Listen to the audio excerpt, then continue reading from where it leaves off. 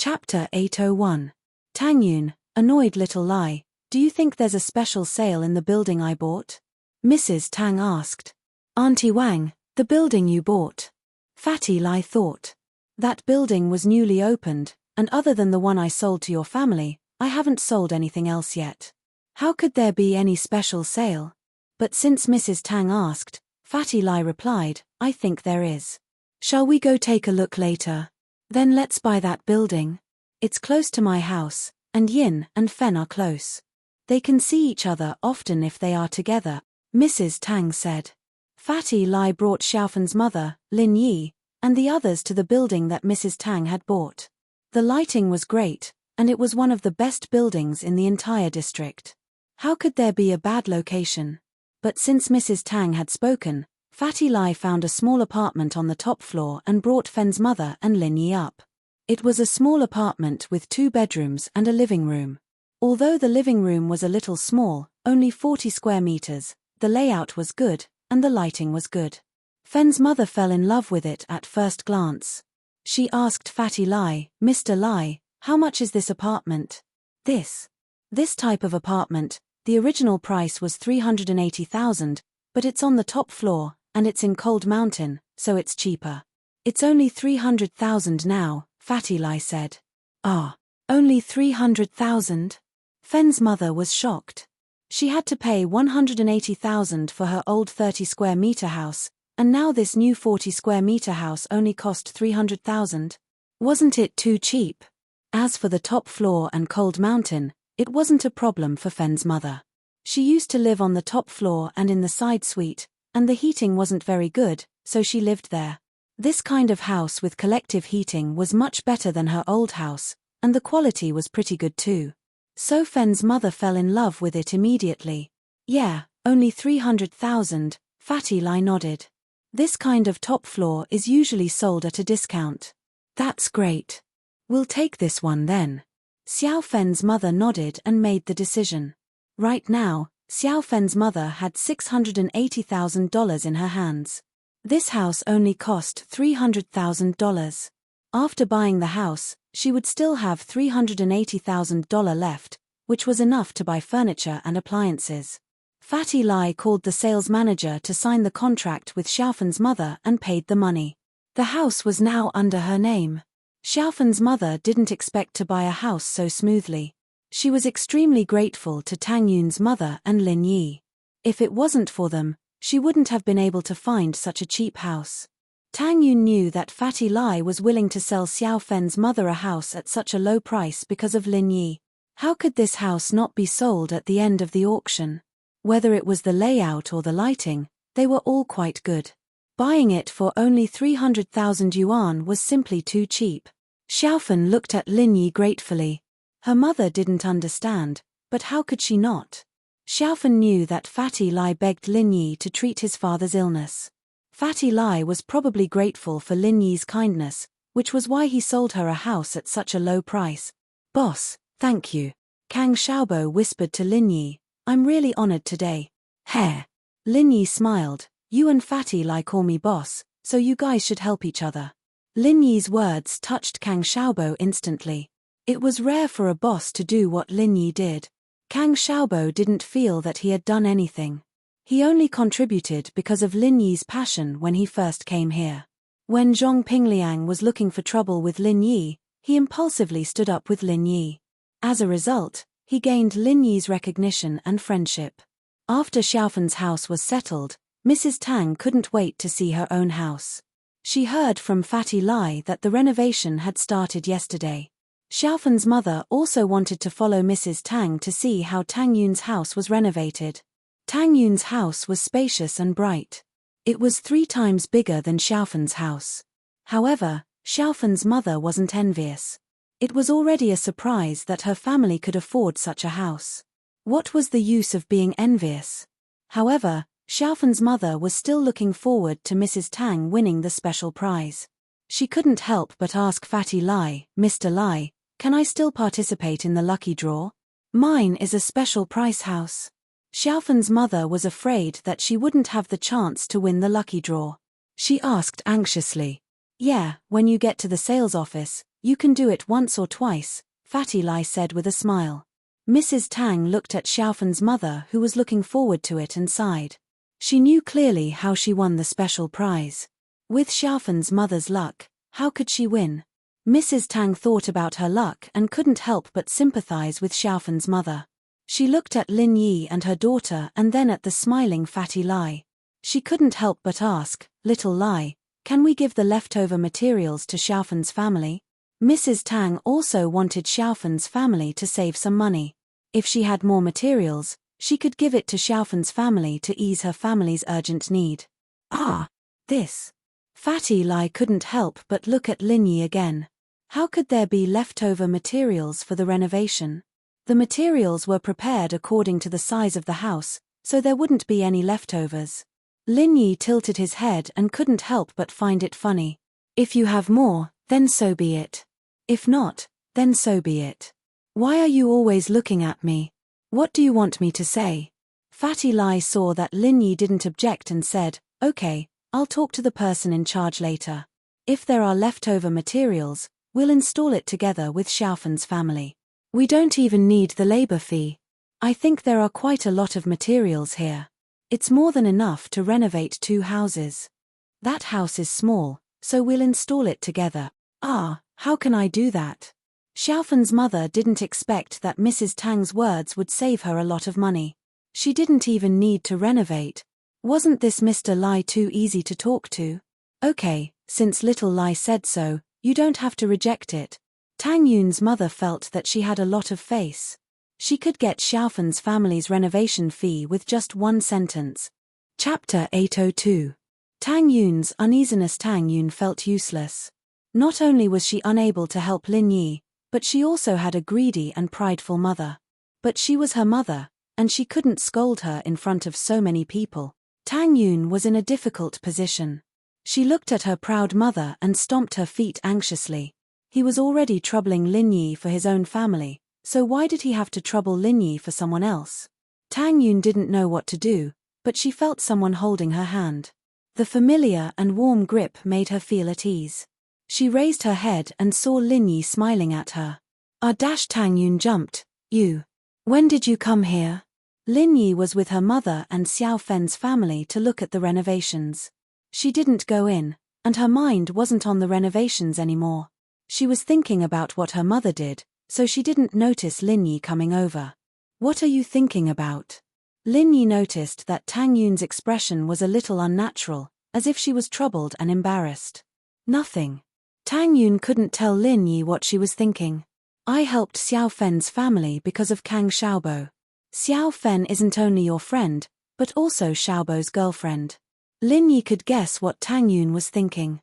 Buying a special price house for Xiao Fen's family was already a loss for Fatty Lai, and now she wanted Fatty Lai to renovate Xiao Fen's house as well. But it was nothing to Lin Yi, and Fatty Lai wouldn't care about such a small amount of money. "Thank you." Tang Yun felt much better after hearing Lin Yi's words. She looked at Lin Yi with a gentle gaze.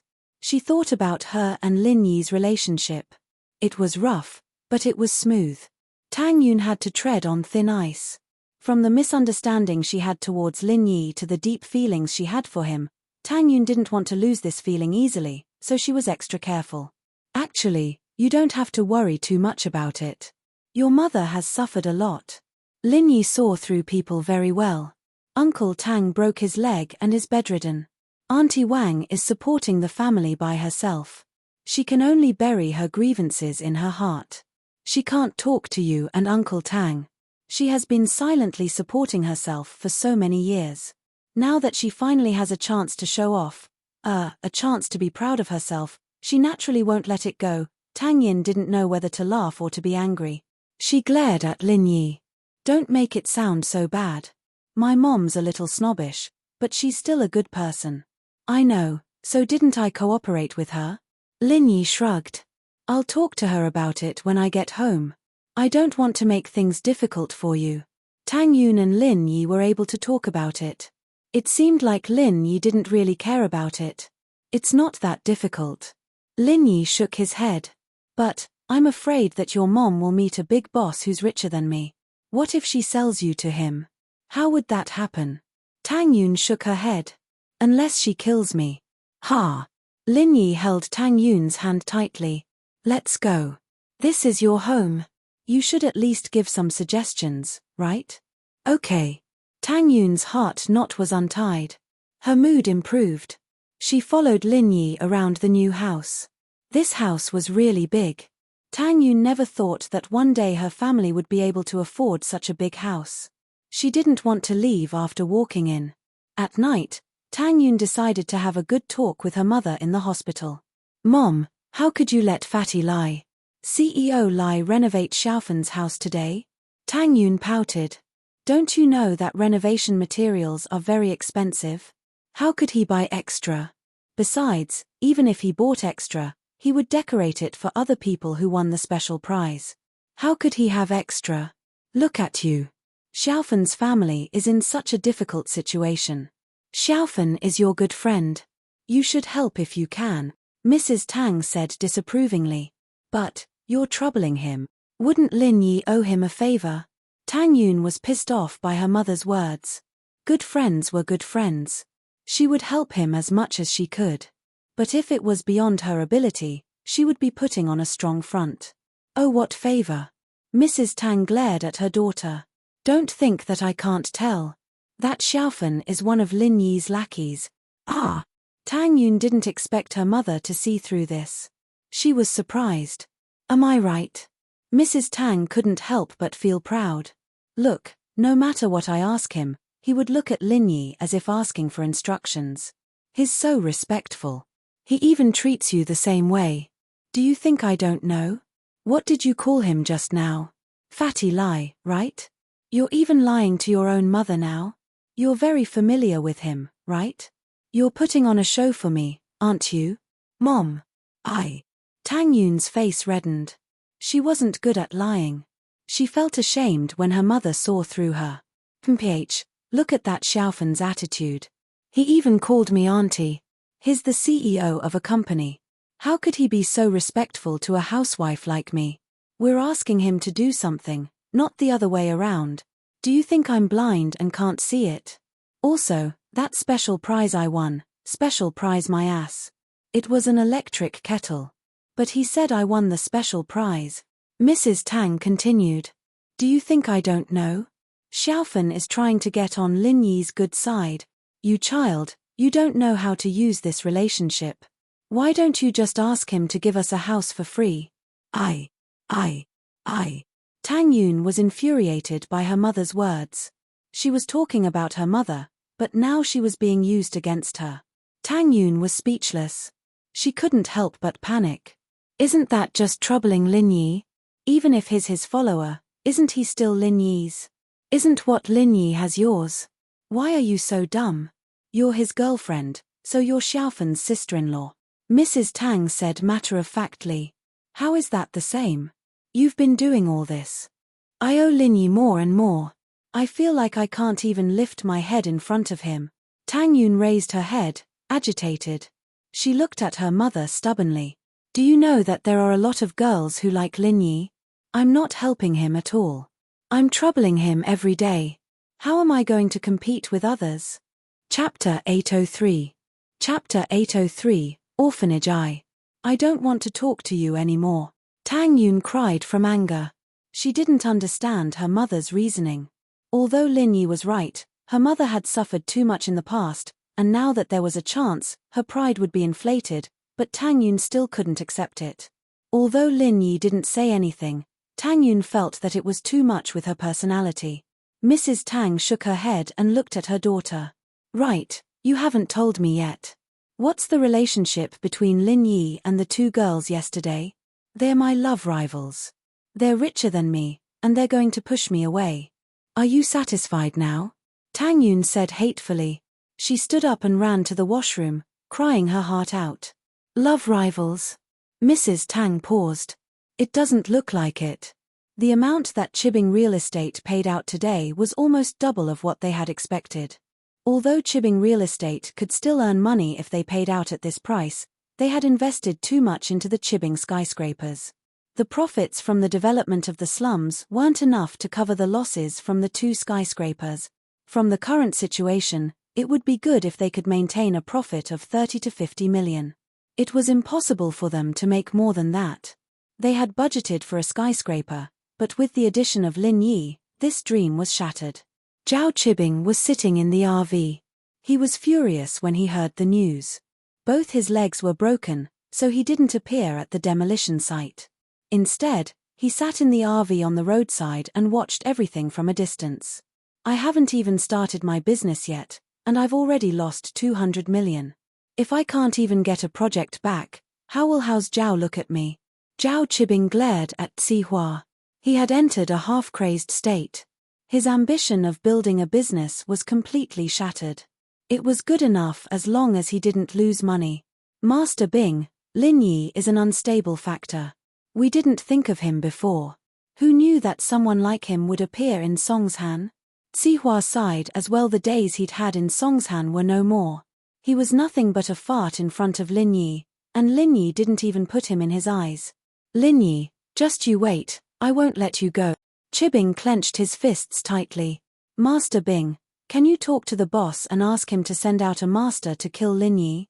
Xihua suggested after some hesitation.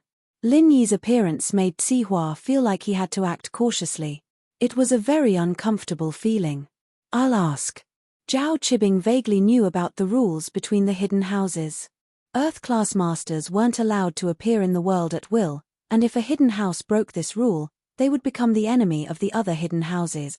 Zhao Qibing didn't know if this rule was real or fake, but no hidden house had broken this rule yet. It was a fact that no Earth-class masters had appeared in the world. But my father is quite dissatisfied with me now. The most important thing now is to build up the company. If there are results, then everything will be fine. Zhao Qibing was too embarrassed to ask his father for help. He hadn't done anything yet, so how could he ask his father to send a master to help him?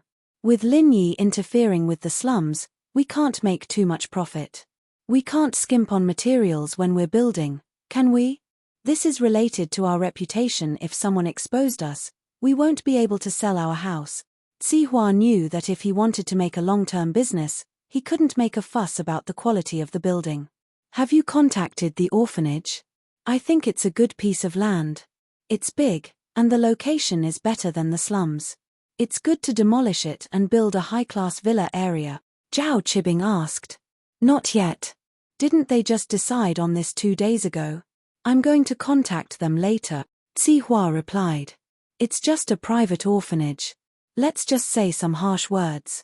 I don't believe they'll dare to resist. Zhao Qibing said, how about this, we'll go and negotiate with them later. Okay, let Zhong Fabai's men follow as well. We'll intimidate them a little. Xihua nodded. The matter was settled. A little later, Zhao Qibing, Li Xihua, and Zhong Fabai brought a group of men in black. Other than the two who were crippled by Lin Yi who were sent to the hospital, the group arrived at the private orphanage in the slums. A Mercedes-Benz RV, a Mercedes-Benz sedan, and 2 Jinbei vans suddenly appeared in the courtyard of the orphanage. This kind of lineup had never been seen before, and it scared the children playing in the yard. Xihua pushed Zhao Qibing out of the RV, and Fabai and the other men in black stood beside Xihua and Zhao Qibing, looking like bodyguards. Call the person in charge here. Zhong Fabai yelled at the children fiercely. Who are you? What do you do? Xiao Ken heard the noise in the yard and ran out of the red brick house of the orphanage. He was also shocked when he saw the scene. Do you have anyone who can talk to you? Fabai didn't put Ken in his eyes. He wouldn't talk to a child. The dean was talking to Xiaoke in her room when she heard the commotion in the yard. She quickly came out with Xiaoke to the yard, only to see Xihua, Zhao Qibing, and the others, as well as a group of men in black. She was shocked. I'm the dean of this place. What brings you here? The dean said as he looked at Xihua coldly. The man looked familiar. With that, the dean turned to Ken. Ken, take the children back first. There's nothing for you to do here. Yes, dean. Ken didn't dare disobey. He quickly left with the other children. He knew that this wasn't something kids could interfere with. Let me introduce myself. I'm Xihua, and this is Master Zhao Qibing, the chairman of Qibing Real Estate. Zihua introduced himself before introducing Zhao Qibing. Zihua? So it's the famous Zihua of Songshan City. The old director finally recognized who the visitor was. However, I wonder what Boss Li is doing here in my small orphanage. Chapter 804. Overbearing Master Bing O, so it's a developer who wants to buy our land. The dean nodded, understanding Zihua's intentions. Our condition is simple. We don't want money, just build a well-equipped orphanage somewhere else, and we'll give it to you. Xiaoke stated her condition straightforwardly. This was what she had agreed on with the dean before. You're right. You're the orphanage you're looking for. There had been developers who'd come to the orphanage to discuss the relocation, but Xiaoke's reconstruction plan was too complicated, and there wasn't much profit to be made. Qibing noticed Xiaoke as well. His perverted eyes scanned Xiaoke's body back and forth. So pretty. This girl looked pretty good. Was she from the orphanage as well? Qibing's heart itched. He hadn't touched a woman for a long time after his leg was broken, and he couldn't help but salivate at the sight of a beauty like Xiaoke. Sure, but I think you're pretty good. Come be my secretary, and I'll agree to whatever you want. Qibing said as he looked at Xiaoke lustfully. He was only making a casual promise, and once he got his hands on Xiaoke, he wouldn't care about the conditions anymore. I'm sorry, but I can't leave the orphanage. You should find someone else. Xiaoke looked at Qibing with disgust as she rejected his suggestion. Don't refuse a toast only to drink a forfeit. For Bai didn't think that the people from the orphanage would be so stubborn. I'll talk to you nicely now, but since you don't want to talk nicely, we'll see. What, you're threatening my old woman? The dean smiled coldly as she looked at Zihua. Zihua, you're a famous figure in the underworld of Songshan, but I'm not afraid of you. You're not the only boss who's been eyeing my orphanage these years. Do you know why they gave up? Zihua paused as he looked at the dean, puzzled. Was there more to this than met the eye? Could there be some other power behind this orphanage? Zhu Tiandi has a man called Uncle Yang, a golden class master. The dean said faintly. Zhu Tiandi had thoughts about the orphanage as well, but he gave up after weighing the pros and cons. You know about golden class? Zihua looked at the dean in disbelief. Golden class strength wasn't much of a secret to someone like Zihua, after all. He had 2 golden class masters under him, but they were killed by that madman Lin Yi. I'm not talented, but I'm also golden class. The dean's aura exploded in an instant, and Zihua, Bai, and Zhao Qibing all felt a suffocating pressure coming from him. Although they weren't cultivators and couldn't accurately distinguish the level and strength of their opponents, all Amos' aura was indeed similar to that of a cultivator. Zihua didn't doubt the dean's words this time. He didn't expect a golden class master to be hiding in a small orphanage like this. No wonder the orphanage hadn't been demolished after all these years. It turned out that they had some scruples. Golden class? Qibing laughed coldly. My father is an Earth class early phase, and my grandfather is an Earth class late phase peak. What's a golden class to them? Qibing wasn't wrong. His father, Guangyin, was an Earth class early phase, and Elder Zhao, on the other hand, was an Earth class late phase peak. He was currently looking for an opportunity to break through the Earth class and step into the Sky class. But to break through from Earth class to Sky class was a huge chasm, and many people couldn't achieve it in their entire lives. But, even if it wasn't Sky class, an Earth class was scary enough. Qibing was in a rush to take down this orphanage, and he couldn't be intimidated by some golden class. He had to use his father and grandfather's strength to intimidate them. There was no other way. Otherwise, with his identity as an illegitimate son, it would be a huge taboo to reveal his background. If House Zhao found out, they'd definitely have a problem with him. If Uncle Zhu wasn't injured, and Zhonglong and Li Yarrow weren't dead, Qibing wouldn't reveal his background like this. But now that all his masters were gone, and he didn't even bring Yarrowang with him, he couldn't just leave like that, could he? The dean thought that her strength would be enough to intimidate them, but she didn't expect that the young man with the broken leg beside Zihua would say that his father was an Earth-class early phase, and his grandfather was an Earth-class late phase peak. This shocked the dean. She didn't think much of Qibing before, and only paid attention to Zihua. But now, it seemed that if this young man wasn't bragging, then it must be true. May I ask your father's name? The dean asked after a moment of silence. My surname is Zhao, my name is Zhao Chibing. Chibing didn't say his father's name casually. He wasn't stupid, he knew that he was an illegitimate son, and some things were better left unsaid. He knew that if the dean was a practitioner of the world, she would know the meaning of his surname and would be able to guess it. Zhao. The dean's face changed instantly, and she looked at Chibing in disbelief. You're the hidden house Zhao. Some things, you shouldn't know too much. Chibing laughed coldly. I'll give you two options now. Chibing Real Estate has another piece of land in the suburbs, and it's twice the size of yours. If you agree, we'll exchange it with you at the same price. Also, we'll compensate you according to the current price of the land, and after you get the money, you'll have to find your own way. You. The dean was speechless from Chibing's overbearing words, but she didn't dare to act recklessly. Naturally, she was a practitioner of the world, and naturally, she knew the strength of the hidden house Zhao. It was a power that even the 4 big and 5 small noble houses didn't dare to mess with. Of course, what the dean didn't know was that although Chibing's words were scary, he was only the illegitimate son of the head of House Zhao, Zhao Guangyin. Even Elder Zhao didn't really approve of him. That's all I've said, think about it yourself. Chibing laughed coldly. Remember my words, don't refuse a toast only to drink a forfeit. Otherwise, you'll have to bear the consequences. Chapter 805. Chapter 805, House Yu's visit Xiaoke, don't say anything. The dean knew the importance of House Zhao, and he jumped in fright when Xiaoke opened her mouth. He quickly stopped her. Girl, you're quite feisty, but I like it. Chibing looked at Xiaoke once more, the threatening look turning into a perverted one. My conditions are still valid, you can come find me when you've thought it through.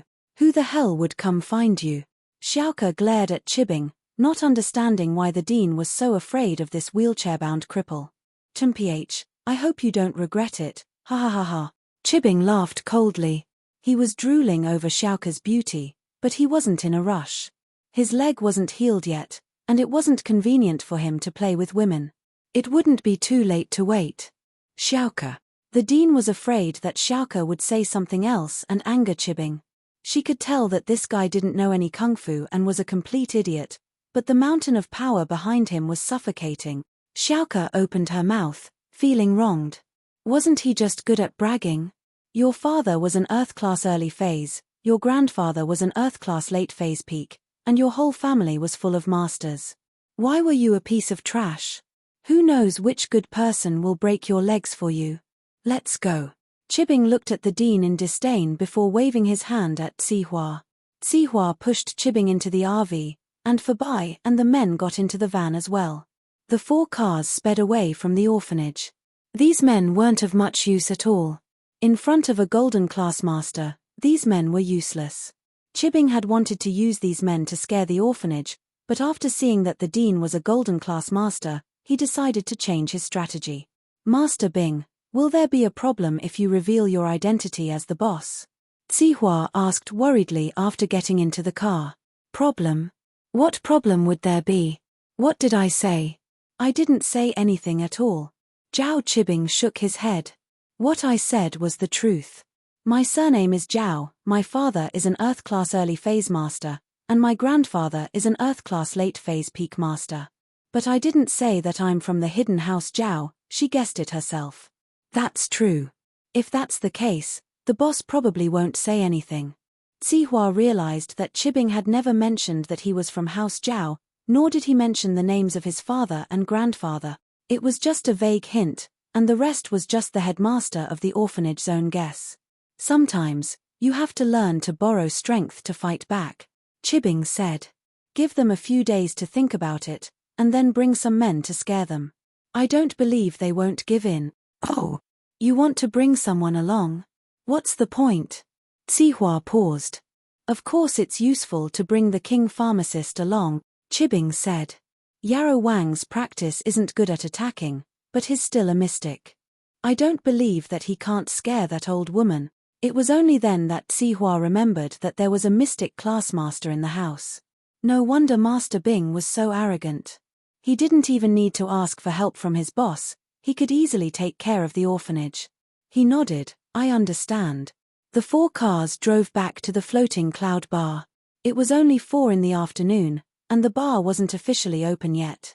But there was a black Bic MPV with Yangjing license plate parked in front of the bar. Zihua frowned. The MPV was parked in front of the bar, and this was the bar's private parking lot. People who weren't customers weren't allowed to park their cars here. Zihua pushed Master Bing out of the car, and the MPV's door opened as well, and a young man walked out of it. Zihua froze when he saw the young man. He knew this man. It was Yu Haitian, the person in charge of House Yu's business. He was from Yanjing's House Yu. Yu Haitian, on the other hand, saw Chibing in the wheelchair and froze. How did Chibing become disabled? Master Bing, what are you doing? Yu Haitian walked over, surprised. He was from House Yu, but he knew Master Bing's identity. He treated him with respect. Isn't this Tian Bro? Master Bing also knew Yu Haitian's identity. He was a descendant of the hidden House Yu in the mortal world, and he was the illegitimate son of House Zhao. It could be said that their identities were equal, and no one could beat the other. The woman from House Yu married into House Zhao, and she was the legal wife of Zhao Guangyin, Chibing's father. However, this kind of marriage was only a marriage of benefits. The relationship between House Yu and House Zhao wasn't very harmonious. This was because House Zhao was envious of House Yu's business in the common world, and they wanted to make a name for themselves in the common world. However, because of the agreement, they couldn't make a move. The reason why House Yu ended up in this situation was because of a combination of factors. The hidden House Yu was a branch of the House Yu that had been kicked out of the common world. In reality, they had nothing to do with the common world's House Yu, but as the hidden House Yu grew stronger, the common world's House Yu naturally attached themselves to them, willingly becoming a money-making tool for the House Yu. The branch became the main branch, and the main branch became the branch. It sounded funny, but it was the truth. It couldn't be replicated, and the other noble houses couldn't do it even if they wanted to. So now, House Yu became the leader of the 4 big and 5 small houses. The hidden houses wanted to interfere with the common world's business, but they couldn't do it because of the agreement. There was a historical reason why House Yu was like this. House Yu claimed to the public that this common House Yu had nothing to do with them, but whether they had anything to do with it or not, everyone knew very well. It was just that it had become a fact, and they couldn't do anything about it. House Zhao also wanted to create a puppet to work with House Yu, but because they wanted to create a new common world noble house, and it didn't match House Yu's current interests, they were rejected. So the relationship between House Zhao and House Yu became tense. However, on the surface, the relationship between the two houses was still good. So when Yu Haitian came to Songshan, the first person he visited was naturally the illegitimate son of House Zhao, Zhao Chibing. He was different from Yu Kuan, who came here in secret. He came with a legitimate reason, so he had to show his face. Chapter 806. Chapter 806. Master Bing's complaints. Chibing didn't hide it from Haitian, since it wasn't a secret in the upper-class society that Lin Yi had broken his leg. All the noble houses had seen it, and Haitian would know the truth if he asked around. There was no need for him to lie. It'd be even more awkward if he was exposed. Oh, there's a madman who dares touch Master Bing. Where did he come from? Is he tired of living? Even a noble house wouldn't dare do something like this, would they? Haitian asked, surprised. Let's talk inside, this isn't a good place to talk. Chibing made an inviting gesture to Haitian. Although there were some conflicts between the upper echelons of House Yu and House Zhao, it didn't affect Haitian and Chibing's personal relationship. Both of them belonged to the outer circle of the two noble houses, and with their connections, they could enrich their own strength. Zihua knew who Haitian was, and he didn't dare walk side by side with him. He pushed Master Bing from the back, letting them walk side by side into the bar. Chibing invited Haitian to sit on the sofa, and Chibing sat in his wheelchair. Tian Bro, I'm sorry, but I can't get up to greet you. What are you saying, Master Bing? We're brothers, there's no need for so much etiquette. Haitian smiled. How did you break your leg? Can you tell me? I'm new here, and I don't know much about the situation in Songshan. Don't mention it, it'll just make me cry. Chibing sighed. You know who I am, bro. I'm the illegitimate son of House Zhao. It's a bit awkward, so I want to do something for House Zhao, so that I can have a place in the Zhao family. I understand. Haitian nodded. He understood Qibing's awkwardness. He was the son of House Zhao's current head, Zhao Guangyin, but he was an illegitimate son, and his identity was quite sensitive. That's why I came to Songshan, Xihua's turf, to develop real estate. Qibing said. But I didn't think that a guy called Lin Yi would appear out of nowhere, and he'd be involved in everything. All I did was tear down his girlfriend's house and ruin her face, and he broke my legs. Lin Yi? Haitian paused. The name was familiar. Wasn't it one of the suspects that the head of the house, second uncle Shirashing, had asked him to investigate? The name of House Yu's head, Shirashing, was written incorrectly. It was written as Yu Bifu. I hereby correct it. But Yu Haitian found it strange as well Lin Yi dared to hit Zhao Qibing. Didn't Zhao Qibing have any masters by his side? Even if he was an illegitimate child, the Zhao family couldn't possibly ignore him, right? So he asked curiously, when he hit you, was there no one around to protect you? Uncle Zhu was there too, Zhao Qibing sighed. He's a mystic class master. He's still lying on the bed after exchanging a palm strike with Lin Yi. You can go see him later. You know Uncle Zhu too. Sai Haitian couldn't help but suck in a breath of cold air after hearing Qibing's word. Uncle Zhu, of course, he knew this person. He used to be very famous in the martial arts world, but he joined House Zhao's side. Although his strength didn't increase much over the years, he was at the early phase of mystic class. Now that he was heavily injured after exchanging a palm strike with Lin Yi, he was still lying on the bed. Just how strong was Lin Yi? But Uncle Zhu was already lying on the bed, so how good could Lin Yi be? Haitian was surprised that Lin Yi had the strength to exchange a palm strike with Uncle Zhu, but he didn't think that Lin Yi was that strong. If he was strong, he would have killed Uncle Zhu instead of lying on the bed. How's Lin Yi now? Haitian asked after the shock.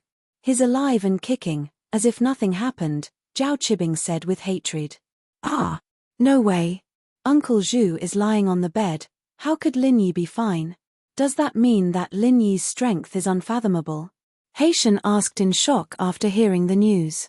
It's not that unfathomable, but according to Uncle Zhu, Lin Yi is at most at the early phase of mystic class. As for why Lin Yi is alive and kicking now, it's because Lin Yi is a medical master himself. Zhao Qibing didn't hide anything and told him the truth. Zhao Qibing wasn't an idiot. Although the recent series of events made him a little muddle-headed and impulsive, he was still a smart person. In front of Haitian, he had regained his usual calmness. As far as Zhao Qibing was concerned, Haitian was doing well in Yangjing. There was no way he would come to Songshan for a vacation. He must have a reason for coming here. Haitian, on the other hand, was paying close attention to Lin Yi. Could it be that he was here for Lin Yi as well? If House Yu went to deal with Lin Yi, it would reduce the pressure on Zhao Qibing. Besides, House Yu was the #1 noble house in the common world. They had a lot of masters. It wasn't something that a bastard son like him could compete with. He's a mystic class master. Which faction did this person belong to? How come I've never heard of a mystic class master like this? Haitian was shocked by Lin Yi's identity. Lin Yi seemed to have appeared out of nowhere. Otherwise, House Yu had records of all the masters in the common world, and House Yu had collected information on almost all the masters in the common world, but they'd never heard of someone like Lin Yi. I'm not sure. Zhao Qibing shook his head.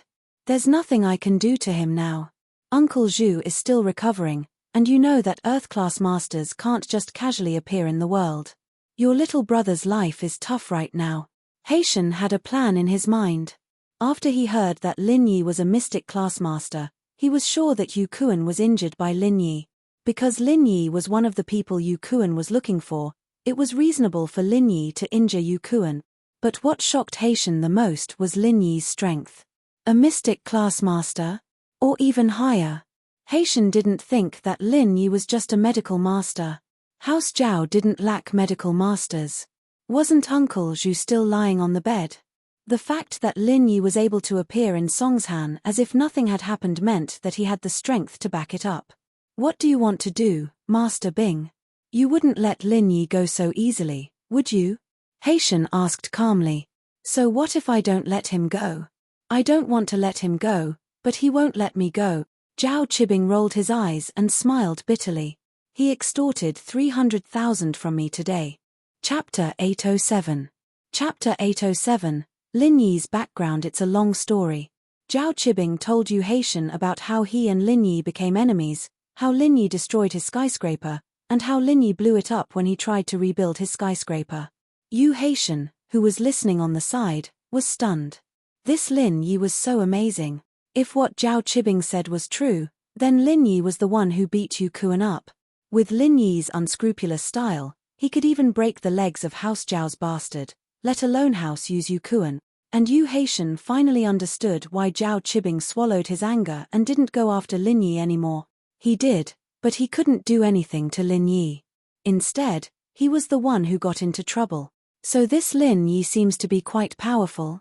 Yu Haitian didn't come to fight Lin Yi this time. He was here for information, so whether Lin Yi was strong or not had nothing to do with him. He couldn't practice martial arts due to his body, so he was put in charge of House Yu's business and information gathering. You can say that, Zhao Qibing said faintly. Tian Bro seems to be paying a lot of attention to Lin Yi. Oh, actually, this isn't really a secret, Yu Haitian sighed. My cousin Yu Kuan was crippled in Songshan City. What? Your cousin? Yu Kuan? Zhao Qibing paused. I remember that Yu Kuan is a golden class late phase master, right? How did he get crippled? Lin Yi didn't do this, did he? It was no wonder that Zhao Qibing thought of Lin Yi immediately. His conversation with Yu Haitian was all about Lin Yi. I'm not sure yet, but from what you said, it should be the case. Yu Haitian shook his head. Yu Haitian shook his head. I won't hide it from you, Master Bing. I came to Songshan to gather information. Yeah, with your cousin Yu Kuan's strength at the late phase of the golden class, ordinary people wouldn't be able to cripple him. I think in Songshan, only Lin Yi can do it, Qibing said. The other masters aren't as strong as Lin Yi. We have 2 golden class masters from House Zhao, and they were killed by Lin Yi. Oh. 2 of your Zhao family's golden class masters were killed by Lin Yi? Yu Haitian was surprised. Lin Yi had injured Uncle Zhu and Zhao Qibing. Although he was arrogant, he had only injured people. He hadn't crossed House Zhao's bottom line. After all, it wasn't right for a hidden house to stand up for an illegitimate son and a mystic class master. But with 2 golden class masters killed by Lin Yi, the situation was different. Although golden class masters weren't much in the eyes of a hidden house, they were masters among masters in the common world.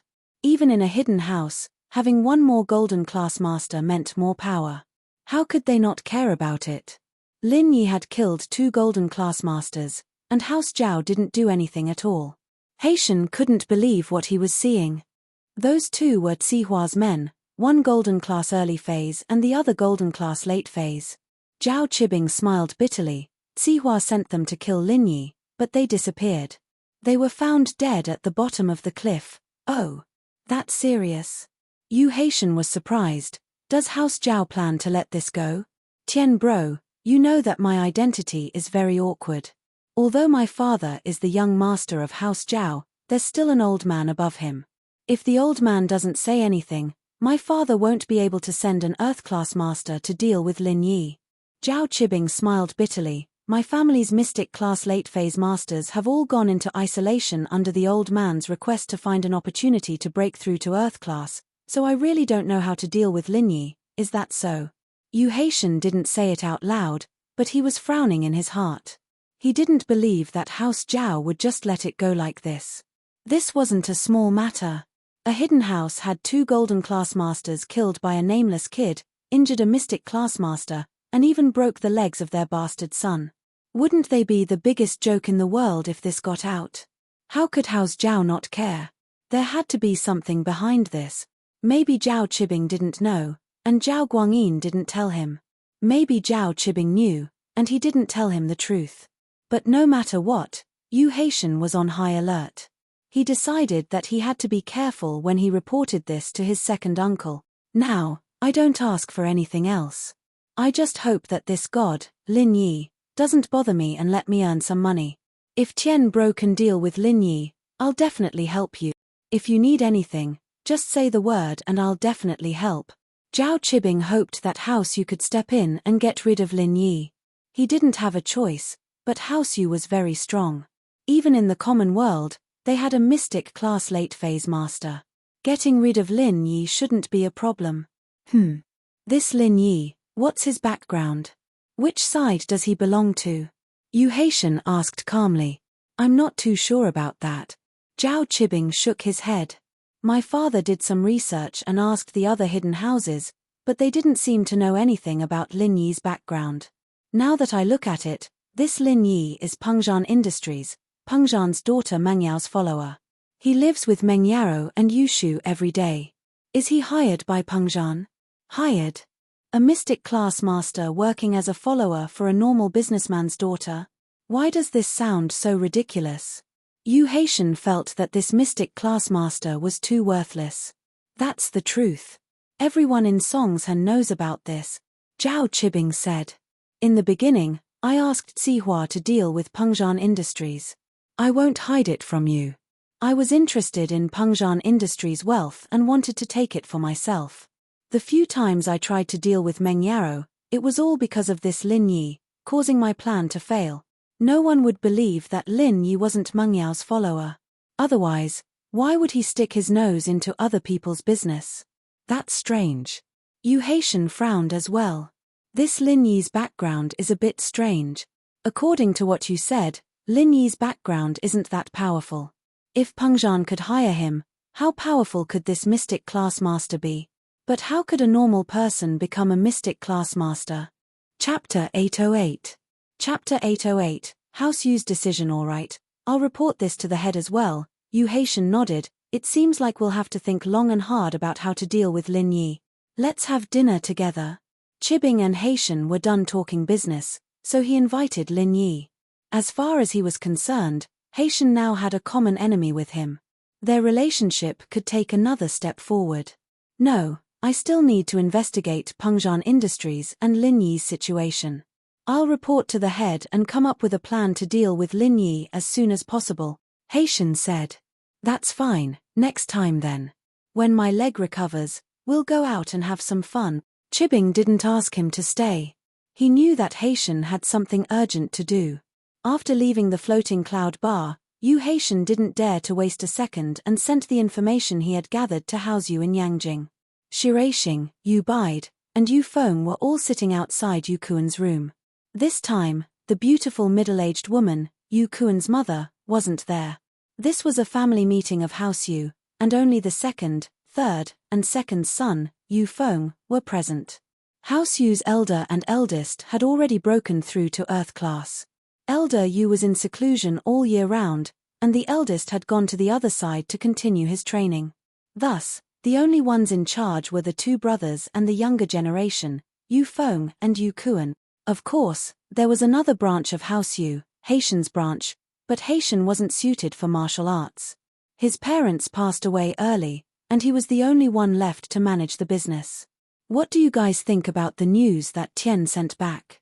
Shiraishing looked at the information on Lin Yi with a serious expression as he asked Yu Bide and Yu Feng. Second brother, now, I am 90% sure that Lil Kuan was hurt by this Lin Yi. Yu Bide's eyes were filled with deep hatred. Yu Kuan wasn't as talented as Yu Feng, but he was still a genius in the eyes of the noble houses. He had the strength of a golden class late phase at such a young age, and his future was limitless. But he didn't expect to be injured by Lin Yi. How could Yu Bide not feel heartache and hate him? Yes, that's our current guess, but we'll have to wait until Kuan wakes up to find out the truth. Shiraishing nodded. Second brother, are we just going to let it go now? Little Kuan was injured for nothing. Shouldn't we take revenge on that Lin Yi? Yu Bide said anxiously. Of course not. Shiraishing waved his hand. But do you think Zhao Qibing's an idiot? Are the hidden Zhao family fools? This. Yu Bide froze as he vaguely thought of something. Lin Yi broke the legs of House Zhao's bastard son, Zhao Qibing, and even injured Uncle Zhu, an early phase mystic. He even killed 2 golden class masters. What kind of hatred is this? Shiraishing asked lowly. Do you think House Zhao would just let this go? This is no longer a matter of face, this is a provocation. No, but they. Yu Bai's breathing tightened and his expression was a little shocked. Then, what are they afraid of? Zhao Qibing's not telling the truth? Shurashing nodded and waved his hand. I don't know if Zhao Qibing's telling the truth or not. He's just a bastard son of House Zhao. It's hard to say if he's able to touch the secrets of the upper echelons of House Zhao. But the upper echelons of House Zhao haven't done anything yet, and Lin Yi is still alive and kicking in Songshan. Doesn't that mean something? Second brother, you're right. I was a little rash, I didn't think it through. Yu Bai nodded seriously. You're eager for revenge, I understand. Shurashing sighed, but don't I want revenge for little Kuan as well? You're his father, but Kuan is also a member of House Yu. Then, second brother, you mean that we should? Yu Bai asked carefully. Wait and see. Shurashing didn't have any good ideas. I think we should figure out Lin Yi's background first. We'll wait for Kuan to wake up and confirm that it's Lin Yi's doing, then we'll make a decision. All right. We'll let Tian investigate more in Songshan then. Yu Bai nodded. But our business in Yangjing still needs Tian to take care of it. Shurashing was a little hesitant, but Kuan's matter was of utmost importance. Father, let me go to Songshan and meet that Lin Yi. Tian bro doesn't know martial arts, and it'll be dangerous over there. I'm already a mystic early phase peak. That Lin Yi won't be able to do anything to me. Yu Feng volunteered. I'll go investigate, it'll be safer. Shurashing didn't think that Yu Feng would volunteer to go to Songshan to investigate. Using him to replace Yu Haitian wasn't a bad choice, but Shurashing was afraid that Yu Feng would cause some trouble. He was young, after all, and hadn't gone on many missions. He'd been training at home all this time. But thinking of Yu Feng's current strength, Shurashing didn't think that there was anything to worry about. He was a mystic early phase peak, and Lin Yi was most likely an early phase as well. Otherwise, he wouldn't have been able to fight evenly with Uncle Zhu. Shurashing didn't think that it was because Lin Yi didn't dare kill Uncle Zhu. If he was afraid of offending House Zhao, then he wouldn't have killed the 2 golden class masters. Kuan's case was the same. Lin Yi's strength had just entered the mystic class, and it wasn't stable yet. Even Kuan didn't die. As for the 2 golden class masters from House Zhao, they died from an accident. From Shurashing's point of view, Lin Yi must have used some sort of plan. With Yu Feng's strength, it wouldn't be a problem for him to dominate Songshan. Father, there's no one more suitable than me. You and third uncle can't go yourselves, can you? Yu Feng said. All right, you can go, but your main mission is to find out more about Lin Yi, not to cause trouble. Don't get into any conflict with him. Shurashing hesitated before agreeing. Of course I won't cause trouble, but I'm afraid that he'll cause trouble for me. That's even better, I won't have to find an excuse. I'll kill him with one slap and avenge Kuan. Yu Feng said proudly. Let's try not to get into a conflict. Shurashing didn't say anything definite. If it was really as Yu Feng said, and he was bullied, he couldn't just not fight back, could he? No one would be able to say anything even if he was beaten to death. Even if Lin Yi had a background, House Yu wasn't a pushover. If he was beaten to death, then so be it. Who would dare do anything? With that thought, Shurashing calmed down. Chapter 809. The orphanage's worries. In the orphanage, the dean and Xiaoke were sitting opposite each other in her room. Xiaoke asked impatiently, Master, what is that hidden House Zhao? Why is that Zhao Qibing so arrogant? Hidden House Zhao. The dean sighed. You've heard of the 4 big and 5 small noble houses, right? Of course I've heard of it, they're very rich and powerful. Xiaoke said enviously, if I knew where their hometown is, I could go there and we wouldn't have to worry about our living expenses anymore. Nonsense. Is that a place you can go? The dean glared at Xiaoke and scolded seriously, if you go, you won't be able to come back. Ah, is it that serious? Xiaoke stuck her tongue out in fear. I'm just saying it casually. You can't just say it. Do you know how strong these noble houses are? They have a lot of golden class masters, and even mystic class masters. How many lives do you have to go there? The dean scolded, don't do anything irrational. Oh, I understand. Xiaoke nodded, feeling a bit regretful. If only she could go steal from them once. She asked, "Is that hidden house Jiao one of the 4 big and 5 small noble houses?" "No, they're from a hidden house, even scarier than the 4 big and 5 small noble houses." The dean shook her head. "There are many masters in the hidden house, but I heard that they don't care about the common world. Otherwise, the 4 big and 5 small noble houses wouldn't be considered a noble house. If that's the case, why is that Jiao Chibing here? He's not lying, is he?" Xiaoke heard the dean's words and asked curiously. "I can't be sure whether it's a lie or not. We can only take it one step at a time. If he really sends an expert over, your master's meager strength won't be enough to deal with him." The old principal shook his head. "Then aren't they being too much of a bully?" "Why? Then what about the children in the orphanage?" Xiaoke was a little pissed off. She wasn't happy at all. "Bully? I guess so, but what can we do? You're no match for him at all." The old dean sighed. "Moreover, my identity cannot be exposed. Otherwise, there will be big trouble, master. Back then, you..." Xiaoke wanted to say something but stopped. She'd asked many times before, but her master was always vague about it. He didn't say a word about what happened back then. Xiaoke was very curious. "You better not know about these things," the master said faintly, "otherwise, you will be in trouble." "Oh." Xiaoke was curious, but she shut her mouth after hearing her master's words. The case of the kidney trafficking organization finally came to an end. The main culprit, Tattooed Bro, was sent to the court. Pin Liang and Jian Wen, as the victims, testified against the kidney trafficking organization in court. Jian Wen felt disgusted and amused. The kidney trafficking company was his, but he had to prove that he was a criminal. Pin Liang saw that Jian Wen was a victim in court as well. He was surprised, but at the same time, he was overjoyed. Jian Wen's kidney was taken too? Wasn't he the one who controlled the kidney trafficking company? How did he become a victim too? What a karma. Jian Wen tricked him to death, and he finally got his retribution. His kidney was taken too. Pin Liang didn't think it was possible, but since Jian Wen was here as a witness, the police must have confirmed it. His kidney had been cut off as well. After returning from the court, Jian Wen was finally free from the police's surveillance. The first thing he did was call Zhong Pingliang. In court, he saw that Pinliang kept looking at him with a weird expression. He panicked. He hoped that Pinliang wouldn't spill the beans.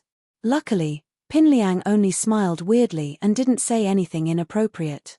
Jian Wen didn't know what Pinliang was trying to express. Was it sympathy? Was it weird? Or was it gloating? Jian Wen knew that in Pinliang's heart, he must hate him for taking away one of his kidneys. But now that he accidentally gave his kidney to Pinliang, he should be appeased, right? However, no matter what Pinliang was thinking, Jian Wen decided to contact Pinliang immediately and ask for his kidney back. Although he could buy another kidney, it wouldn't be as good as the original one. Xiaofu accompanied Pinliang back home. Pinliang had been tormented quite a bit recently, and the first thing he did when he got home was take a shower to wash away the bad luck. With miracle Dr. Kang's golden creation medicine, his wounds were already healed, and Pinliang's body was recovering quite well. "Liang bro, this Jian Wen thing is quite weird. His kidney was taken too? Isn't he the one who controls the kidney trafficking company?" Xiaofu asked curiously. "Who knows? But it's good now. Not only did he lose the kidney trafficking company, but he also lost his kidney. I feel better now." Pinliang nodded. "Right, how's Linyi recently?" "Same as always. He's very powerful in school. No one dares to mess with him." Xiaofu sighed. "Right, Liang bro, when is Naipao coming back?" "When he comes back, we can have our revenge." "I'm not sure yet. If we're not busy these few days, we can go up the mountain to see if he needs any help," Pinliang said. "Okay, I want to see how Naipao is doing too." Xiaofu nodded. He was looking forward to Naipao's return. The two were talking when Pinliang's phone rang. He looked at the caller ID and saw that it was an unknown number. He picked it up. "Hello. I'm Pinliang. Who's this?" "Liang, I'm Jian Wen." Jian Wen sounded very friendly. "Oh, Wen bro? What's up?" Pinliang's face changed. Why was Jen Wen calling him? Why was he looking for him? Hey, Liang, I have something important to tell you. Jen Wen didn't hear the unfriendliness in Pinliang's tone. He couldn't see Pinliang's expression, so he continued, how's your kidney? Did anything happen? Chapter 810. Chapter 0810, Gao Xiaofu's dirty move. Liangi, I'll be honest with you. I wanted to give Lin Yi's kidney to you, but that Lin Yi kid was too cunning. He suddenly jumped up and knocked me out right before the operating table, and I was the one who was pushed to the operating table. The doctor gave you my kidney, Jen Wen explained bitterly. What? Pinliang's eyes widened. Seriously? Was this the truth? No wonder Lin Yi was alive and kicking, no wonder Jian Wen's kidney was cut off. Lin Yi's kidney was given to him. Pinliang couldn't help but laugh at Jian Wen's misfortune. You cut off my kidney. Are you happy now? Did you learn your lesson? Your kidney was cut off, right? You've been cutting off other people's kidneys all day, and now it's your turn. No wonder his kidney didn't match, it was the wrong one. No way, right? You're that unlucky. Pinliang pretended to be sympathetic, but he was actually very happy inside. Yeah, I'm so unlucky. Bro, we're brothers in the same boat now, Jen Wen said with a sob. Brothers in the same boat? I have a kidney now, how can we still be brothers in the same boat? Pinliang said it on purpose to piss Jen Wen off. Your kidney is mine, and we don't need to match. So, to avoid more trouble, why don't you give your kidney back to me first? If it dies, it'll affect your health, Jen Wen said. But I'll help you find a matching kidney. Give it to you? Fuck, you're dreaming, aren't you? You want to give it back after torturing me? Are you kidding me? Plus, it's already dead, where can I get it for you? You want to find a matching kidney for me? Who are you kidding? Your kidney trafficking organization has been destroyed. Where are you going to find a matching kidney for me? Pinliang didn't believe Jian Wen's words. He hated Jen Wen to the core. If it weren't for him, he wouldn't have been left with only one kidney. The kidney was already dead, and even if it wasn't dead, Pinliang wouldn't give it back to Jen Wen even if he dug it out and threw it away. Is that so? Then I'll go to the hospital to see if it's a match, Pinliang said indifferently and hung up before Jen Wen could reply. Jen Wen could only smile bitterly as he held the phone. He knew that Pinliang didn't believe him and wanted to take his kidney for himself. However, he could only pray that Zhong Pingliang wouldn't be able to find a match in the hospital. That way, Zhong Pingliang wouldn't be able to use the kidney anymore and would return it to him. Pinliang hung up the phone with a face full of disdain. He laughed coldly and said to Xiaofu, "This and Jen Wen wants my kidney? What a fool's dream." Xiaofu was very close to Pinliang, sitting right next to him. There was no one else in the house, so it was very quiet. Xiaofu heard everything Jen Wen and Pinliang said over the phone. He added, "Yeah, even if the kidney wasn't dead, we wouldn't give it back to him, let alone the fact that it's already dead. If it wasn't for him, would you have become like this, Brother Liang? You don't even have the confidence to pursue Meng Yaro now." "Yeah, Pinliang, swear that I won't let Jen Wen go. When Naipao comes out, I'll make him pay for everything." Pinliang gritted his teeth. "Liang bro, I have a good idea. We don't need to wait for Naipao to come out and teach Jen Wen a lesson." Xiaofu's eyes lit up. "Oh, do you have any good ideas?" Pinliang asked quickly when he heard that Xiaofu had an idea. "Liang bro, didn't Jen Wen ask you for a kidney? If that's the case, we'll give him one." Xiaofu grinned. "Give him one? Where would we get it? We've already lost the dead kidney." Pinliang didn't understand. Besides, even if I had one, I wouldn't give it back to him. I hate him so much, why would I give him a kidney? "Liang bro, let me finish first." Xiaofu lowered his voice and said mysteriously, "I said we'll give him one kidney, not the original one. We can give him another kidney. I heard that dog and pig kidneys look similar to human kidneys, we'll give him a dog kidney." "Haha.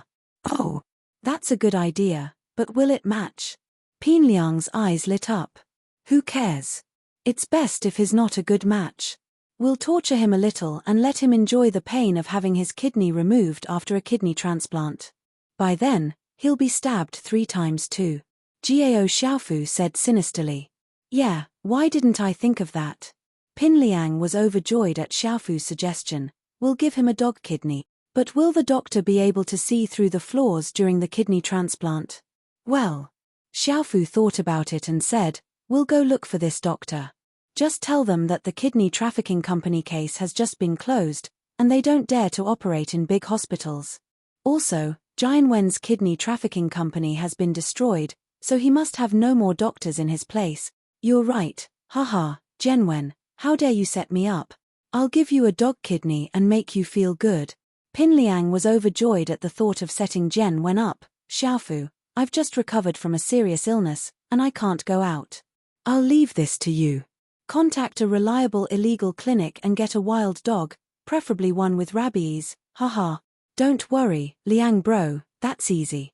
I'll take care of it. Xiaofu patted his chest and promised. Yeah, I still have 30,000 in my bank card, it should be enough. Pin Liang passed a bank card to Xiaofu. This is my pocket money my dad gave me this month. Hey, why are we using our own money? Jian Wen should be the one paying for the kidney, and he has to give you some nutrition fees too, right? Xiaofu said. That's right, why are we spending money? Let's just ask him for money. This is great, not only did we give him a dog kidney, we can also get some money from him. Pin Liang said happily, Xiaofu, you've become smarter recently. Man, I've matured a lot after all these things. Xiaofu nodded. From now on, we need to do things with intelligence. We can't be like before, doing things without thinking. Yeah, but about giving Jian Wen a dog kidney, we have to keep this a secret. We can't let Jian Wen know. Pin Liang said, although my dad is with Master Bing, we can't mess with Jian Wen's background. Chapter 811. Chapter 0811. Mischievous Yushu. It was another weekend. Lin Yi woke up to find the Miss and Yushu already awake, watching TV on the sofa in the living room. Meng Yarrow poked Yushu with a finger when Lin Yi came out.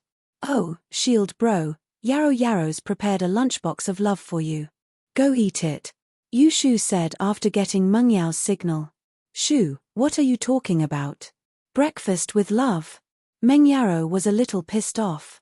She was the one who called for KFC breakfast. Why was it breakfast with love? I don't know anything. You poked me with your finger, so I thought you were hinting me to say that. Yushu said innocently.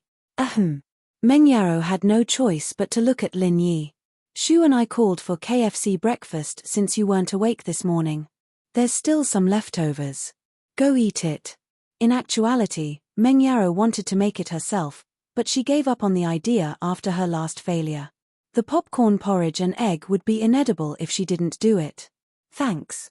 Lin Yi nodded at Meng Yarrow, knowing that she was being tough on the outside but soft on the inside. The rest of the food on the table was obviously unopened, and it wasn't as Meng Yarrow had said. She'd ordered it just for him. Lin Yi went to eat, leaving Meng Yarrow and Yushu alone in the living room. Yarrow, you were the one who ordered it for Shield Bro. Why didn't you tell him? Yushu felt that Meng Yarrow was doing something wrong. It's not a big deal, I just brought it along. Meng Yarrow didn't think there was anything wrong with it. Oh. Yarrow, you can't do this. We won't have anything to play with when Shield Bro leaves. Yushu was a little disappointed. Meng Yao's attitude was hard to understand. Meng Yarrow shrugged and didn't say anything as she continued watching TV. TV shows these days are getting boring. Cartoons are getting more and more adult-oriented. I don't understand it anymore. Yushu flipped through a couple of channels, but nothing caught her eye. No Pleasant Goat and Big Wolf today? I don't know. Meng Yarrow was bored as well. How did Lin Yi spend his weekends before he came? Yarrow sis, are we going shopping or playing at home today? It's been a while since we've played at home, maybe we should play games? Yushu suggested after turning off the TV. Make a game? What game? Do you have any ideas? Meng Yarrow asked. Yushu couldn't think of anything to play with when she saw Lin Yi walking over after finishing his breakfast. Lin Yi was a fast eater, especially since he didn't have a lot for breakfast. Shield Bro, this is so boring. Do you have any fun suggestions? Yushu looked at Lin Yi. What are you playing? It's May Day soon. Let's work. Lin Yi said as he looked at the villa's windows. The windows are dirty. Let's clean up the villa if we have time. Oh, Yaro sis, let's do some work then. It sounds fun. Yushu thought that it would be fun to play with Lin Yi. Okay. Meng Yaro nodded. Forbert used to hire cleaners to clean the villa, and she had never done it herself before. Meng Yaro heard that all virtuous women knew how to do housework, so it wasn't a bad idea to do it herself. Meng Yaro and Yushu, on the other hand, went upstairs to change into sportswear. Lin Yi, on the other hand, went to the storage room at the back of the villa to find 2 water hoses for watering the plants and washing the cars. They weren't high-pressure hoses, but they were more than enough to clean up the house. Shield bro, what do you need us to do? Yushu asked impatiently. She had never cleaned a house herself before. I'll go get rid of the weeds. You two have a water cannon each.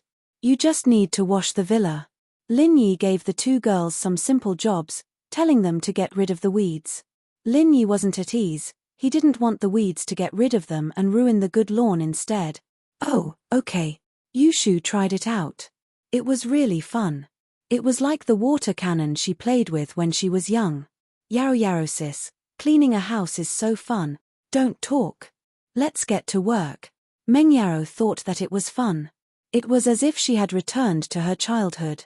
She and Yushu had a water cannon each, and they would shoot water all over each other. In the end, both of them were drenched and had to go home to take a hot shower.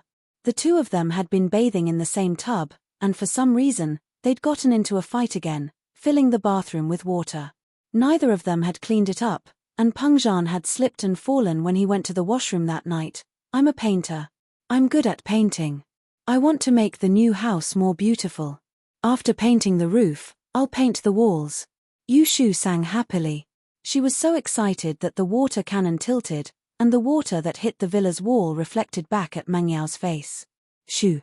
Meng Yao's face was full of water, and she was a little angry. What are you doing?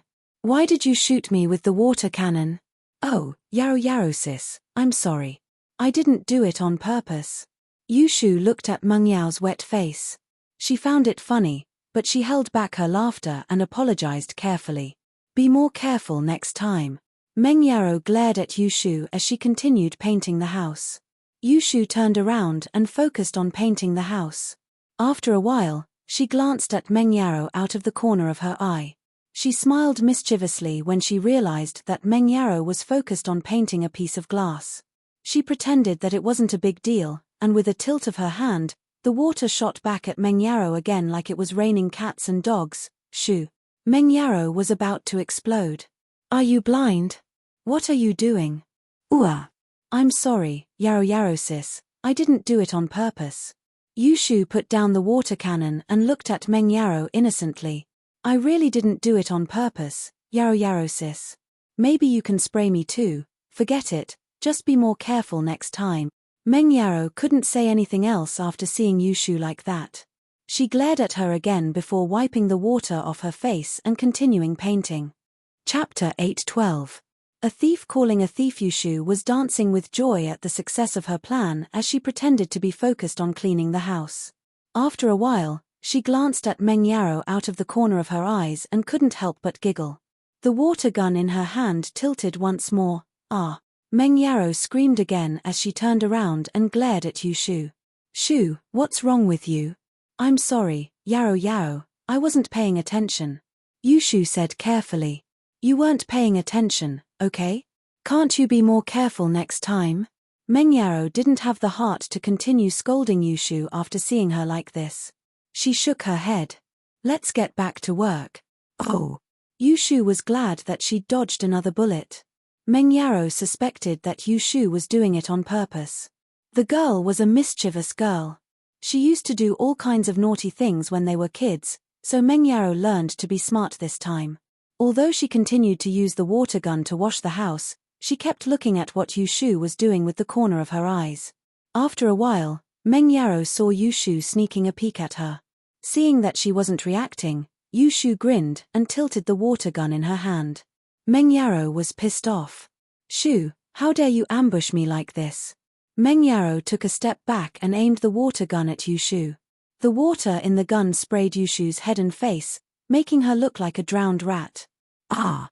Yushu screamed as she dropped the water gun and tried to block Mengyao's water with her hands, but that wasn't something that could be blocked with just hands. In an instant, Yushu was drenched from head to toe in the spray. Mengyao didn't have the heart to keep spraying her, fearing that she'd catch a cold. She stopped and glared at Yushu angrily. Yao Yao, why did you pour water on me? Woo! You're killing me. Yushu wiped the water off her head as if she'd just walked out of the rain. Little Shu, how dare you call someone else a thief? What did you come here for? Mengyao asked, amused and annoyed by Yushu's aggrieved look. Nothing much. I'm here to paint houses. Yushu looked at Mengyao, confused. You sprayed me with that water gun of yours when I wasn't paying attention.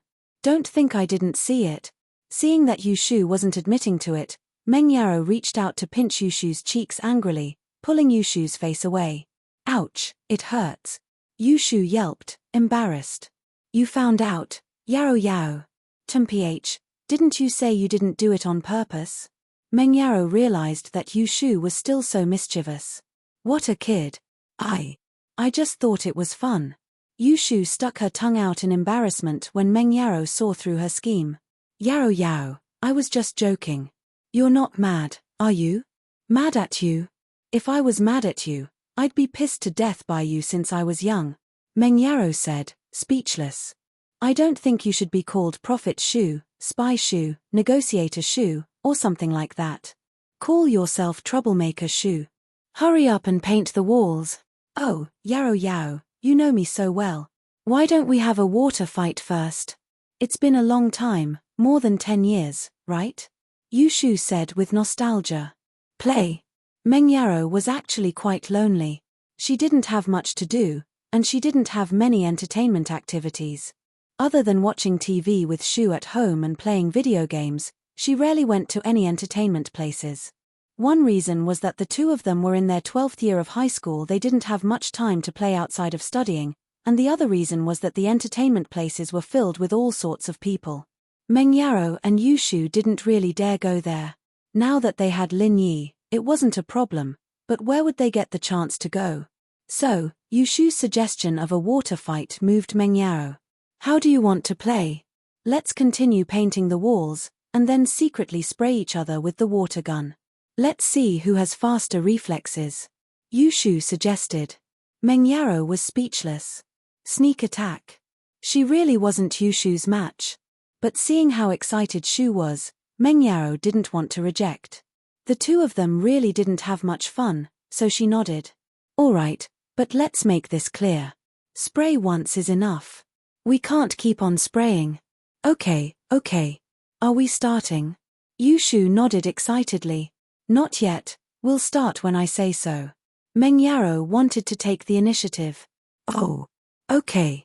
Yushu continued painting the walls of the villa, and she kept looking at Mengyao. She panicked when she saw Mengyao seriously painting the walls. Why wasn't she starting yet? Did Sister Yao Yao forget that we are going to have a water fight? Yushu was panicking. She was just about to ask when Mengyao said, let's start. Yushu froze, and before she could react, Mengyao sprayed water all over her face. She screamed. Yao Yao, you're cheating. I need to use extreme methods to deal with troublemakers like you. How else would I get to spray you? Mengyao said confidently. You're the one who wanted to play. Haven't you heard of the saying, all's fair in war? Oh. Okay then. Yushu could only accept her bad luck. Let's continue. And so, Yushu and Mengyao continued playing with the water gun. Both of them had wins and losses, but they were having a lot of fun. Lin Yi, on the other hand, saw the Miss and Yushu playing with the lawnmower. He didn't pay much attention to them, though. After all, the two of them had been cooped up in the house for too long. They needed to find a way to vent. Otherwise, the boring 12th grade life would suffocate them to death. Lin Yi, on the other hand, had too many things to do every day. He didn't think that it was inappropriate, but the Miss and Yushu were different. Lin Yi, naturally, wouldn't interfere with the two girls' occasional venting. He didn't need them to do any manual labor. It was outside the villa, Anyway, it didn't matter if it was clean or not. Chapter 813. Chapter 0813, Sneak Attack on Lin Yi He? Meng Yaro paused. Sneak attack on Lin Yi? With a water gun? That's not good, is it? Why not? We can do it secretly and pretend that we didn't do it on purpose, right? Yushu smiled mischievously. Meng Yaro frowned. He's weeding, how can we mess around with him? It's fine, it's hot now, it's good to get rid of the heat. Look at our clothes, aren't they drying up? Yushu said as she shook off the sportswear she was wearing.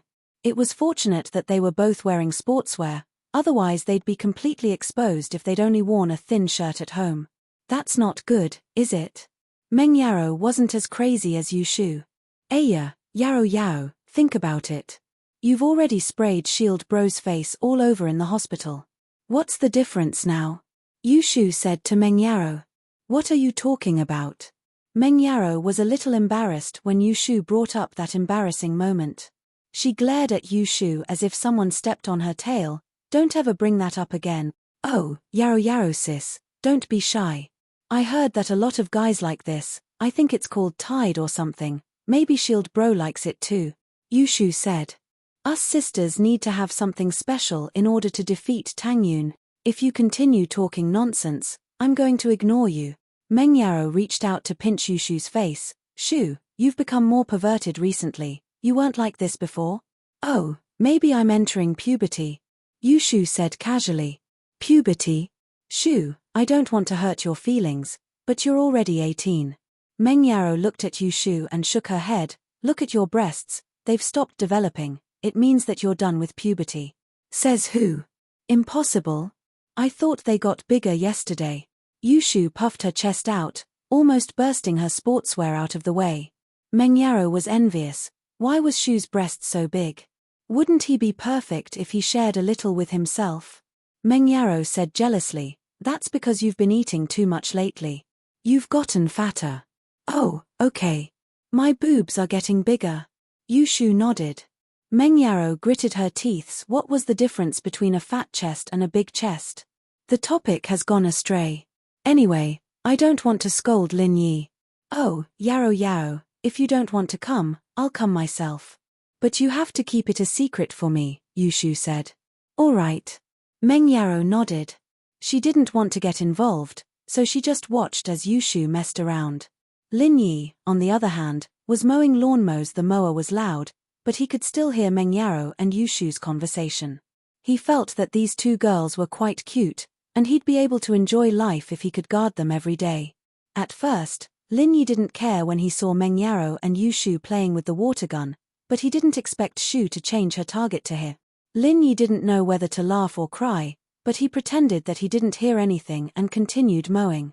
Yushu and Meng Yaro continued mowing the wall, but Yushu was already looking for a chance to spray Lin Yi with the water gun. Yaro, look at that wall. It's very dirty. The water gun doesn't seem to have enough pressure. It can't wash it.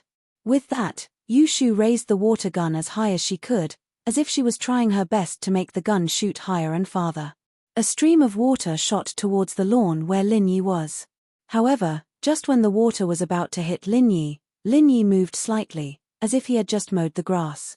The water sprayed all over the lawn, but there was no water on Lin Yi at all. Yushu didn't expect Lin Yi to be so lucky. He dodged the water just when it was about to hit him. Before, Yushu had been observing Lin Yi secretly. She noticed that Lin Yi had a pattern when he mowed the grass. After changing a position, he would stay at the same place for a while. The interval was about 5 minutes. However, who would have thought that Lin Yi's mowing time was shortened this time? It only took him 3 minutes. What's wrong? Lin Yi turned his head and looked at Yushu and Meng Yaro. What are you guys doing? Nothing. Shu wanted to wash the wall a little higher and didn't control her strength well. Meng Yaro explained nervously when she heard Lin Yi's question. Oh. Lin Yi nodded and didn't say anything else. He turned back and continued mowing. Meng Yaro glared at Yushu. She thought, you caused trouble, and you want me to explain for you? Yushu stuck her tongue out. I didn't aim well this time, but I won't next time. Meng Yaro didn't say anything and continued to clean the wall. Yu Shu, on the other hand, continued to observe Lin Yi as she cleaned the wall. This time, Yu Shu didn't notify Lin Yi in advance. She didn't want to explain that the wall was a little dirty like last time. Instead, she suddenly changed the direction of the water gun and sprayed it at Lin Yi. However, this time, Lin Yi coincidentally squatted down as if he was checking the condition of the grass under him. He dodged Yu Shu's water gun directly. The water from the water gun swept over Lin Yi's head. Only a few drops of water fell on Lin Yi's back. It didn't seem to affect him much. Yu Shu was surprised. How was that possible? Shield Bro dodged it again? But, how could it be so coincidental? Shield Bro is so lucky. Meng Yaro frowned. She seemed to have sensed something. Perhaps Lin Yi did it on purpose. She thought that Lin Yi's skills were more than enough to dodge the water spray. Alright, Shu, stop messing around. Oh. Yu Shu wasn't satisfied, but there was nothing she could do after hearing Meng Yao's words. She could only nod. After a while, Yu Shu wasn't willing to give up. She didn't believe that it would be a coincidence every time. She didn't believe that Lin Yi could dodge her water gun every time. So, she continued to observe Lin Yi. It wasn't long before she found a new opportunity. She saw Lin Yi turn around and start removing the weeds in another part of the field. Yu Shu felt that this was her chance. Lin Yi couldn't have eyes on his back, could he? Chapter 8:14. Reality and ideals. But Yu Shu was going to be disappointed again. This time, Lin Yi coincidentally turned around and went to Yu Shu's yellow beetle. He opened the door and got in. As a result, not a single drop of water fell on Lin Yi's body. It was all blocked by the car, and Lin Yi didn't get wet at all. Yu Shu was going crazy. How was this possible? How was this possible? Why was Shield Bro so lucky? Shu, stop messing around. Lin Yi must have noticed you already. Meng Yao's suspicions were confirmed after seeing the current situation. Lin Yi must have noticed Shu's intentions, but he couldn't say anything about it. That was why he dodged the attacks of the water. But why does he have eyes on the back of his head? Yu Shu couldn't believe it. I don't know, but I think Lin Yi isn't a normal person. Meng Yaro shook her head and looked at Lin Yi's direction. She could see a handsome face through the window of the beetle. His eyes were dazed. The more she looked at this man, the more comfortable she felt. She didn't feel repulsed when she first saw him. Now, she felt that Lin Yi wasn't a country bumpkin at all. He didn't look like a laborer. He was still wearing the same tattered singlet he'd worn when he'd first arrived, but Meng Yaro felt that her attitude had changed. She didn't know if it was because she had accepted Lin Yi's existence, or if there was some other reason behind it. Maybe she liked Lin Yi a little. Like him? Impossible. How could she like a womanizer? Oh, I knew Shield Bro wasn't a normal person. But why would he be your follower? Yu Shu nodded as she asked Lin Yi curiously. I don't know how Daddy invited him. Meng Yaro shrugged. But I think that Lin Yi will soar into the sky sooner or later.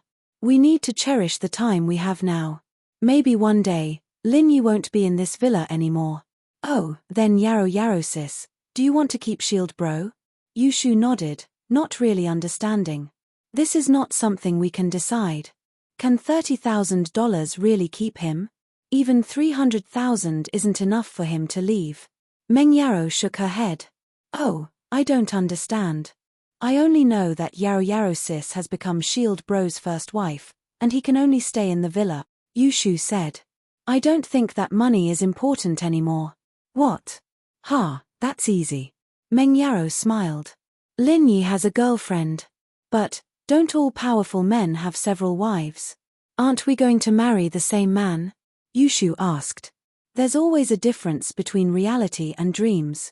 Meng Yaro pinched Yu Shu's cheek. It felt really good after pinching her cheeks a couple of times. They were chubby and easy to pinch. Oh. Yu Shu watched as Lin Yi drove the car from one side of the lawn to the other. She felt that Shield Bro could predict the future. He was even better than her. Shield Bro, what are you doing? Yu Shu couldn't help but ask. Weeding, there are weeds under the car. I'm driving the car to the other side. Lin Yi got out of the car and looked at Yu Shu with a faint smile. What are you doing? Watering the lawn? Oh. Yu Shu was a little embarrassed. She could tell from Lin Yi's expression that Lin Yi had found out about her naughtiness. Shield bro, I actually wanted to sneak a shot at you. Yu Shu didn't hide it anymore. She admitted it since Lin Yi saw through her. No matter how I look at it, it looks like you did it on purpose. Lin Yi smiled. He wasn't angry at Yu Shu. Getting angry with Yu Shu wasn't something Lin Yi could do. Pin Liang would have been kicked to the southern Skygate long ago if he'd done something like that. Man, there's no sense of accomplishment. Shield bro, would it kill you to get sprayed by me? Yu Shu was a little disappointed. Yu Shu's words were a little flirtatious, and it reminded Lin Yi of the scene in the hospital. He looked at Meng Yarrow subconsciously. The Miss heart tightened when she saw Lin Yi looking at her. She remembered something as well, and her face reddened. She glared at Lin Yi. What are you looking at? What are you thinking about? Nothing. Lin Yi shook his head. But the more Lin Yi acted like this, the more Meng Yarrow felt embarrassed. She remembered the scene in the hospital and the ambiguous smile on Lin Yi's face. Meng Yarrow picked up her water gun and sprayed it at Lin Yi. Lin Yi didn't defend himself. He didn't expect the Miss to attack him all of a sudden. He smiled bitterly. It seemed like the Miss was a little embarrassed. He dodged to the side, but Meng Yao's water gun still managed to get some water on him. Yu Shu cheered when she saw Meng Yarrow attacking Lin Yi. She picked up her water gun and sprayed it at Lin Yi. Yarrow, let's see who can spray Shield bro first. Lin Yi was good at fighting, but there was no way he could dodge Meng Yarrow and Yu Shu's water gun attacks. He couldn't just go underground, could he? But seeing how happy the two were playing, Lin Yi didn't dodge and let them do whatever they wanted. But at this moment, a woman's scream came from outside the villa's fence. Bastard! Which little bastard drenched me with water? Meng Yarrow and Yu Shu jumped in fright, turning the water gun in their hands as they looked in the direction of the sound. There was a convertible Porsche Boxster parked in front of their villa, and in the driver's seat was a woman dressed very provocatively. Her hair was wet, and the thick makeup on her face was messed up as well. It looked like she was wearing a face from an opera. As it turned out, Meng Yarrow and Yu Shu had gotten a little too heated, and she'd been too focused on spraying Lin Yi with her water gun that she hadn't noticed the sports car passing by the villa. The water gun had hit the woman's head and face. Meng Yarrow and Yu Shu realized that they'd gotten into trouble as well. The woman's words weren't very pleasing to the ears, but the Miss wasn't an arrogant person to begin with. She walked over to the Boxster woman and apologized. I'm so sorry, we accidentally drenched you with water. We're really sorry. Chapter 8:15. The identity of enrich. She raised her head and saw that it was two cleaners and a gardener who did this. She was furious, ignoring the fact that one of the cleaners came over to apologize. She pointed at Meng Yao's nose and started cursing. You little bitch, do you know who I am? How dare you pour water on me? Do you want to die? It was no wonder that Huli mistook Meng Yarrow and Yu Shu for cleaners. They were wearing sportswear, and their faces and hair were a mess from the water. At first glance, one would think that they were working girls from the countryside who came to the city to work. Lin Yi, on the other hand, was dressed like a laborer with a lawn mower in his hand. What else could he be if he wasn't a gardener? And so in Go Huli's first year, these two cleaners and a gardener took advantage of the fact that the owner wasn't around to have a water fight. Now that she was involved, how could she let them go so easily? Even if they were the residents of the villa, Go Huli would still feel that she was above them, let alone a couple of cleaners with no background. She's already apologized, please watch your words. Lin Yi, naturally, wouldn't stand by and watch Meng Yarrow get bullied. He walked over and spoke to the woman. Although the woman was a little rude, it was the Miss and Shushu who were in the wrong, so Lin Yi didn't say much. Apologize? What's the use of apologizing? Huli glared at Lin Yi.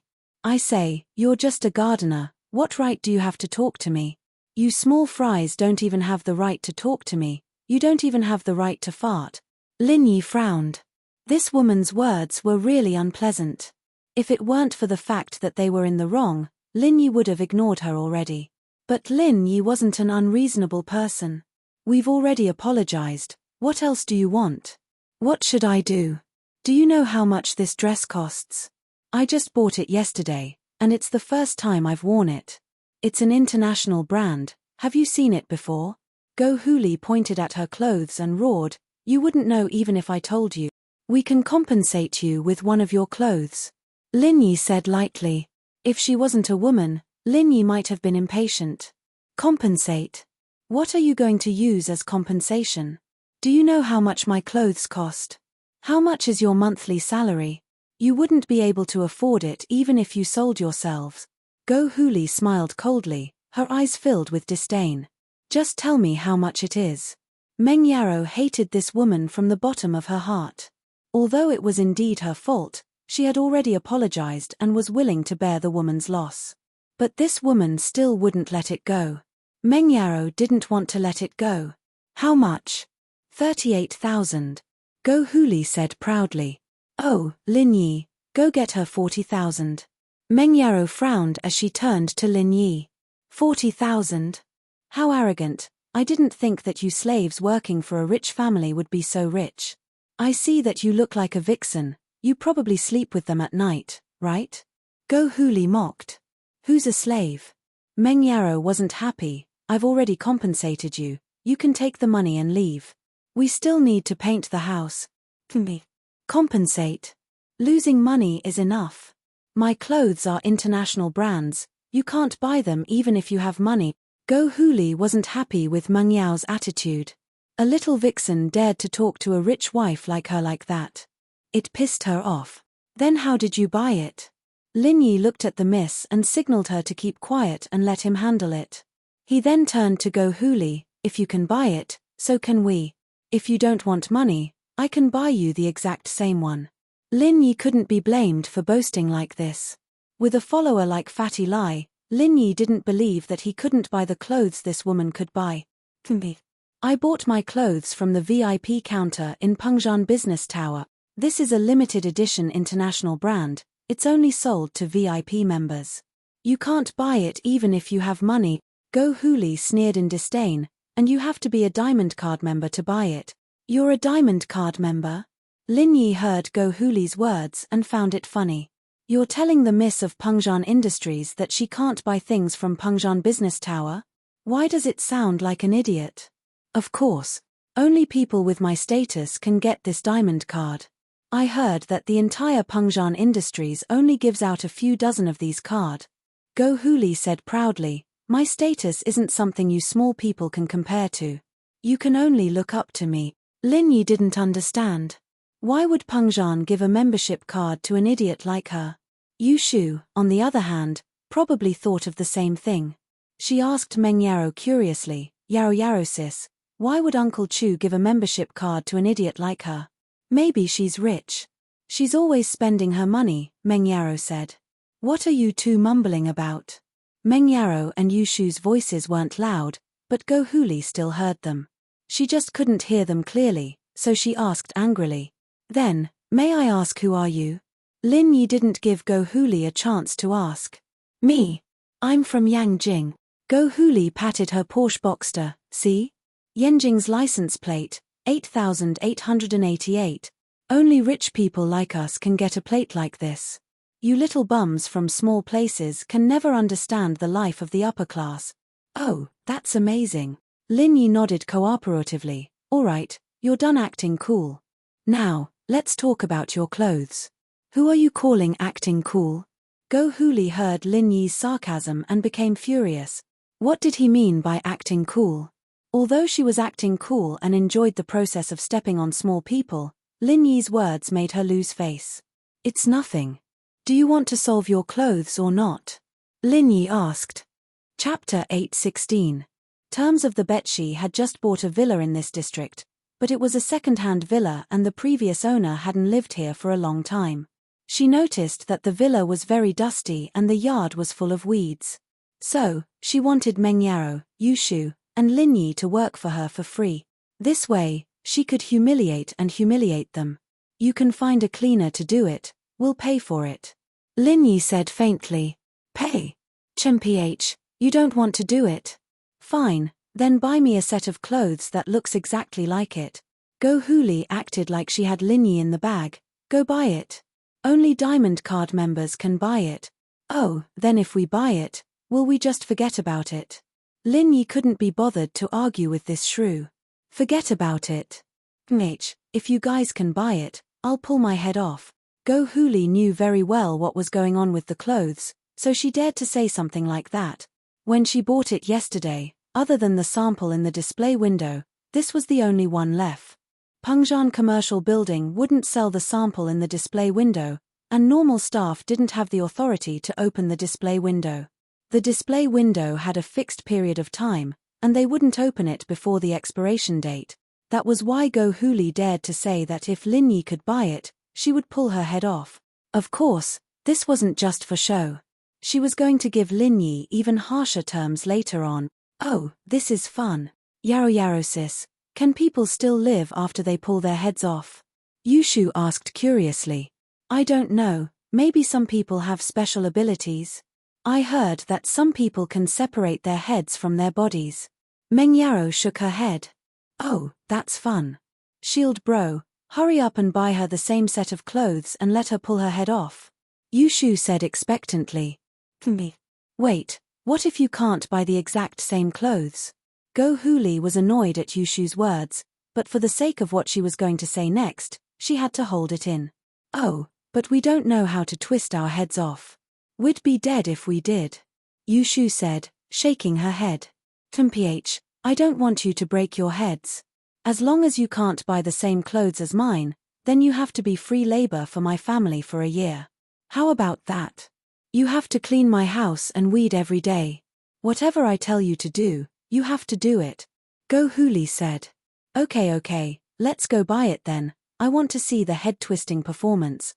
Yushu nodded eagerly, agreeing to Huli's request. Lin Yi wanted to negotiate a little more because Lin Yi didn't like to do things he wasn't sure of. He wanted to get the brand and model of Go Huli's clothes and call Forbert to confirm it before going to buy the clothes. But Yushu had already agreed, so Lin Yi couldn't change it.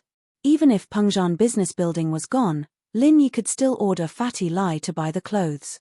There wasn't a time limit anyway, so it was a loophole that could be exploited. Let's go, what are you waiting for? Come with me to buy clothes. Go Huli laughed coldly. Right, how are you guys going? My car can't fit so many of you. We have a car. Lin Yi pointed at Meng Yao's beetle and said to Go Huli. Go Huli looked at the beetle.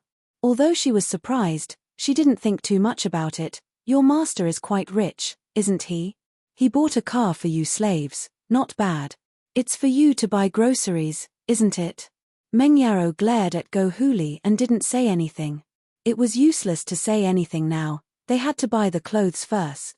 Meng Yao and Yushu got on the beetle, and Lin Yi drove out of the villa, following Go Huli's Boxster to the business district. It was the weekend, so the business district was full of cars.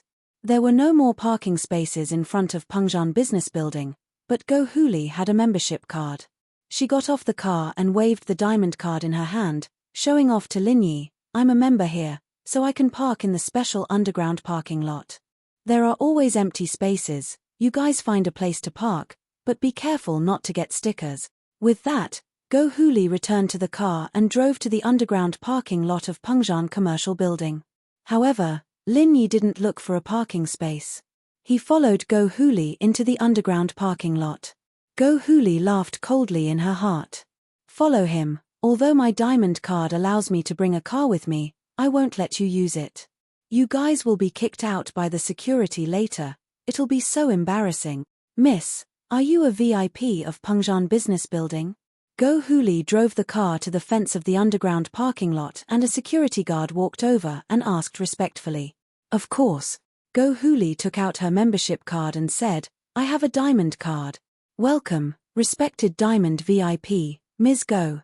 The guard took Huli's card and swiped it on the machine on the side. Huli's information was displayed. Diamond VIPs were rare, so the security guard was very respectful. These diamond VIPs were all rich and powerful people, and one look at Go Huli and they knew that she wasn't someone to be messed with. Excuse me, is the car behind you with you, Miss Go? The security guard looked at the beetle behind Go Hooli's car and asked, "You have a diamond card, so you can bring another car into the parking lot for free. This is your privilege." "No, it has nothing to do with me." Go Hooli took back her membership card and purposely raised her voice so that Lin Yi and the others could hear her. She wanted to humiliate Lin Yi and the others, to let these lowly servants know the difference between them and rich people like her, the difference between them and high-class people. "Okay, please take care." The security guard nodded and opened the fence, allowing Go Hooli's car to drive into the underground VIP parking lot of Pengzhan Business Building. However, after Go Hooli drove the car over the fence and entered the parking lot, she didn't look for a parking space immediately. Instead, she parked the car at the side and waited to see Lin Yi and the others make a fool of themselves. She wanted to see how Lin Yi and the others would be kicked out by the security guard. Chapter 8:17. 3 diamond cards. Lin Yi drove the car and stopped in front of the fence. The security guard walked over with a smile on his face and asked respectfully, "Hello sir, are you a VIP of Pengzhan Commerce?" "I think so," Lin Yi said as he rummaged through his wallet. The security guard paused. "I think so. Was he or wasn't he?" Although he was confused, he didn't show any disdain on his face. It could be seen that Pengzhan Industries did a good job in training their employees. Meng Yaro found it funny. Even if Lin Yi didn't have a VIP card, he could still come in after giving Forbert a call. Plus, he had a membership card. But Meng Yaro knew what Lin Yi was thinking when she saw Go Hooli not far away. He was probably messing with Go Hooli on purpose. As expected, Go Hooli found it funny when she saw Lin Yi pretending to look for a membership card after the security guard asked. She got out of the car and walked over to the fence. The heavy makeup on Go Hooli's face had been washed away by Meng Yaro and Yushu's water gun. She had to wipe it off with a wet wipe in the car. Without the heavy makeup, Go Hooli's face showed the signs of aging. She was already in her 30s, no longer young, but she was a mistress who married into a rich family. She had an indescribable feeling of superiority. She always wanted to show that she was different from others. "What are you looking for? Are you looking for a membership card?" Go Hooli smiled coldly as she looked at Lin Yi looking for something. She said to the security guard, "You don't need to wait for him to look for it. Just kick him out. I've seen a lot of people like him who don't have the strength to act cool. He'll pretend to look for it for a long time and then tell you that he forgot his membership card. Then, he'll drive away as if nothing happened. He doesn't even have a membership card." The security guard was speechless. What did it have to do with you whether he had a membership card or not? You don't know him, right? If you continue to spout nonsense here and someone gets out of the car to beat you up, should I stop them or not? Although the security guards had seen people who forgot to bring their membership cards, the security guards always maintained a respectful attitude towards them. Who knew if they really forgot to bring it? "I think I forgot to bring it." Lin Yi shrugged and looked at the security guard apologetically. "Huh." Hooli heard Lin Yi's words and laughed. "Wahahaha. Security, what did I say? They don't have membership cards, right? I've already told you that they're here to act cool and not because they really have a membership card. I asked you to kick them out, and you still don't believe me. How was it? Am I right? Don't be fooled by the fact that the 3 of them drove here. In fact, they are all low-class people. The man in front is a gardener, and the 2 women in the back are little nannies. They are all slaves. How could they come to such a high-end place to shop? Oh, my membership card seems to be on the front passenger seat visor. Let me look for it." Yushu's body was small. She leaned over from the back of the car and looked for it on the visor. However, Meng Yaro took out a membership card from her wallet and passed it to the security guard with a smile on her face. "Use mine." Meng Yaro saw that Lin Yi clearly had a membership card in his wallet, but he said that he didn't find it. That meant that he was playing around with Hooli, causing her to get out of the car and talk nonsense. Meng Yaro didn't mind taking out her membership card to embarrass Hooli. As expected, Hooli's face changed when she saw Meng Yaro take out a membership card. This little nanny had a membership card. How was that possible? She quickly said, "Hey, security, look carefully. Don't be fooled by them. They are all low-class people. How could they have a membership card here? The security guard saw that Meng Yaro was very pretty and had a sweet smile. He had a good impression of her. He thought that her membership card was real and theirs was fake. What kind of logic was that? However, Yushu also found her membership card and passed it to the security guard. I found mine too. The security guard was stunned. He looked at Yushu's membership card. It was actually a diamond card. He was really a little scared. What kind of customers were these? They actually had 2 diamond membership cards. Although the security guard was one of the lowest employees in the group, he was in charge of receiving members who came to Pengjian Business Building to shop. He had seen many membership cards and he knew how rare diamond cards were. Sometimes, he wouldn't even see a diamond card for a few days. But today, the passengers in this inconspicuous beetle actually took out 2 diamond card. However, what surprised him even more was that Lin Yi also took out a membership card from his wallet and passed it to the security guard. He smiled. I'm sorry, I found mine too. But it seems like I won't need it anymore. The security guard looked at Lin Yi's membership card. It was actually a diamond card. He was dumbfounded. It can't be, right? 3 diamond membership cards? How was that possible? He couldn't believe what he saw. He rubbed his eyes and confirmed that he didn't see wrongly. He said in shock, all 3 are diamond membership cards. 1 is enough, there's no need for so many. What? Go Huli heard the security guard's words and was stunned. However, she wouldn't believe that Lin Yi and the others would take out 3 membership cards. She shouted in disbelief, ha ha ha ha, isn't this too fake? 3 diamond membership cards? How is that possible? Who are you lying to? Pengjian Business Building only gave out a few dozen diamond membership cards. How can you have 3? Security guard, do you think it's possible? Although the security guard was confused, he was also shocked by Lin Yi and the others. He couldn't believe that a car could take out 3 membership cards. However, the membership cards didn't look any different from the real ones. So, although the security guard was shocked, he didn't show any abnormal expression. After all, the authenticity of the membership card could be seen by swiping it on the machine. He wasn't in a hurry to verify the authenticity of the card. Sir, miss, just 1 card is enough. The security guard took the membership card from Meng Yaro, who handed it to him first. He swiped it on the machine beside him. Instantly, the card's level and details of the cardholder appeared on the screen. Chapter 8:18. You have the right to file a complaint. The name Chu Meng Yaro made the security guard feel suffocated. He knew what the fuck was. She was the miss of Pengjian Industries.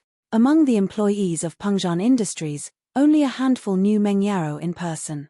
Meng Yaro didn't like to appear in public, and she rarely used her misidentity to show off her power in the industries under Pengjian Industries. However, there were many who knew Chu Mengyao's name. As long as they worked in Pengjian Industries for more than half a year, they would have heard of Chu Meng Yaro. This was also a topic that they would unintentionally bring up when they chatted with their colleagues. Everyone knew that Pengjian had a beautiful daughter named Meng Yaro, but not many had seen her in person. That was why everyone was more curious about Meng Yaro, and the name was etched into everyone's minds. Although the security guard was one of the lowest positions in Pengjian Industries, he would still talk about Chu Meng Yaro with his colleagues after meals. When he saw the name on the membership card, he immediately understood Chu Mengyao's identity. She was actually the miss of Pengjian Industries. No wonder everyone around her had a diamond membership card. This wasn't strange at all. What kind of status did the Mrs. Friends have? They must be rich and powerful. It was natural for them to have a membership card from Pengjian Industries. Miss Chu, thank you for your cooperation. Please keep the membership card. The security guard was a little excited as he returned the membership card to Chu Meng Yaro. Chu Meng Yaro didn't say anything. It was obvious that she didn't want to expose her identity. Even if the security guard knew, he didn't say anything. Chu Meng Yaro nodded and put away her membership card with a smile. The security guard was very excited when he saw Chu Mengyao's smile. The miss was so approachable. She even smiled at him. This was something he could show off to his colleagues after meals. However, he knew that the miss didn't have any emotions in her smile. Still, He was happy because in the eyes of these people, the Miss was a high and mighty existence. "Please come in, Diamond member Miss Chu." The security guard opened the fence and made a welcoming gesture, letting Lin Yi drive the car into the parking lot. Impossible. How could they have a membership card? It must be fake, right? Go Huli couldn't accept this fact. From her point of view, how could these small fries have a membership card of Pengzhan Business Tower?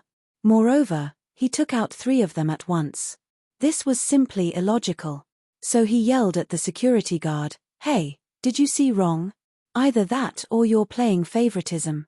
You saw that the girl was coquettish and smiled at you, so you let her go, right? I want to lodge a complaint against you." The security guard frowned. "You're saying that Miss is coquettish? How reckless." However, the security guard had been through strict training. Although he was extremely dissatisfied with Go Huli, he still maintained a smile on his face. Of course you have the right to complain, but the parking lot is fully monitored. I won't do anything illegal." Go Huli looked at the camera above the parking lot and humphed coldly. She returned to her car and drove to find a parking spot. At this point, even if she didn't want to believe it, she had to believe that the membership card Lin Yi and the others showed was the real one. Although she felt it was unbelievable, the truth happened in front of her eyes, and she had to believe it. The master of these brats treated them pretty well, didn't he? He actually gave each of them a membership card. From the looks of it, their master had some influence in the local area, but even so, Go Huli didn't care. Thinking of her man's family's huge influence, no matter how powerful the people in this small place were, could they be stronger than her man? They weren't on the same level at all. Go Huli parked her car, and Lin Yi also parked his car at the side. Don't think that you're so great just because you have a membership card. But, don't be happy too early. Go Huli had to accept the fact that Lin Yi and the others had membership cards, but she didn't care. So what if they had membership cards? Clothes were gone, and no one could buy them anymore. Lin Yi heard Go Huli's words and couldn't help but frown. Couldn't buy them anymore? Could it be that there was something else hidden in this? But naturally, he wouldn't ask Go Huli.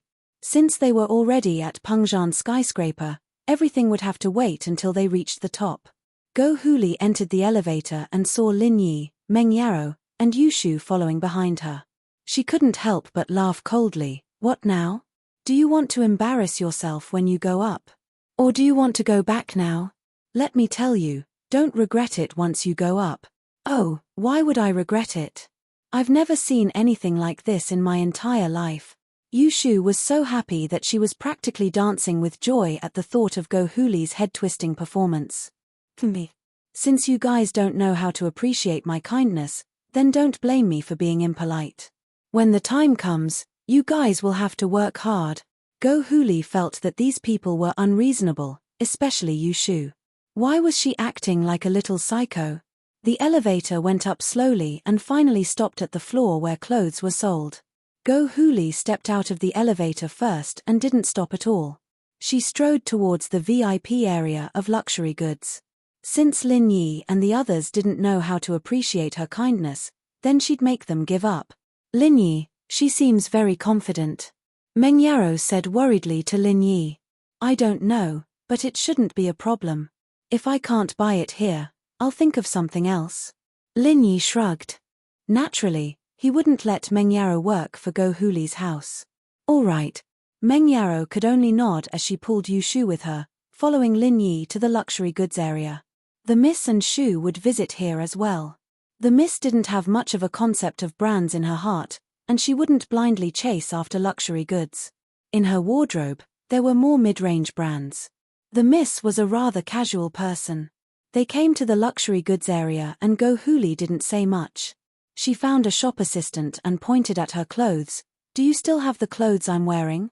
The shop assistant looked at Go Huli's clothes carefully and said, "I'm sorry, miss, this style of clothes is sold out."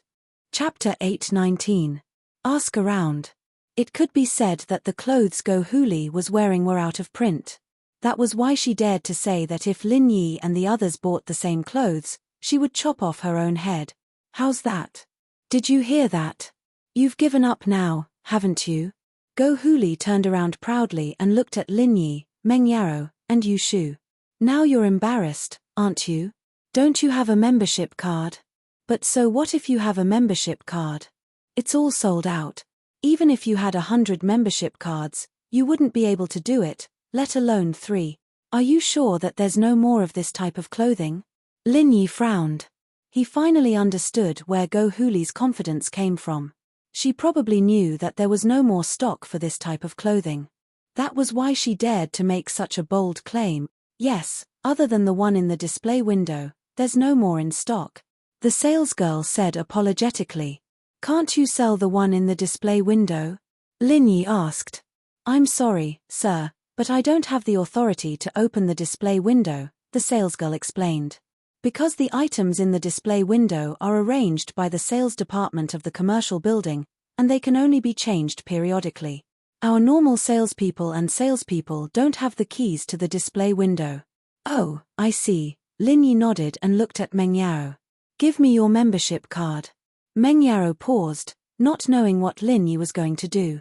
She took out her wallet from her pocket and handed the membership card to Lin Yi. Lin Yi took the card and passed it to the salesgirl. Take this card and find the manager of the sales department. Ask him if you can sell the sample in the display window. Diamond card? The salesgirl paused and shook her head. I'm sorry, sir. Although you're a respected Diamond VIP member, we can't sell it. This is a rule set by the commercial building a long time ago. Ha! You 3 servants really haven't seen the world. Go Huli laughed coldly at Lin Yi's actions. You think you can act all high and mighty just because you have a Diamond membership card? That was a mistake. I even have a Diamond membership card, but this is the rule of the mall. Who are you? You think you can change other people's rules? What a joke. I've never seen people as unsophisticated as you. I don't know how your master usually teaches you. You're actually so ignorant. You think you can act cool just because you have a Diamond card? How naive. Go Huli's words were so sarcastic that even the shop assistant couldn't stand it anymore.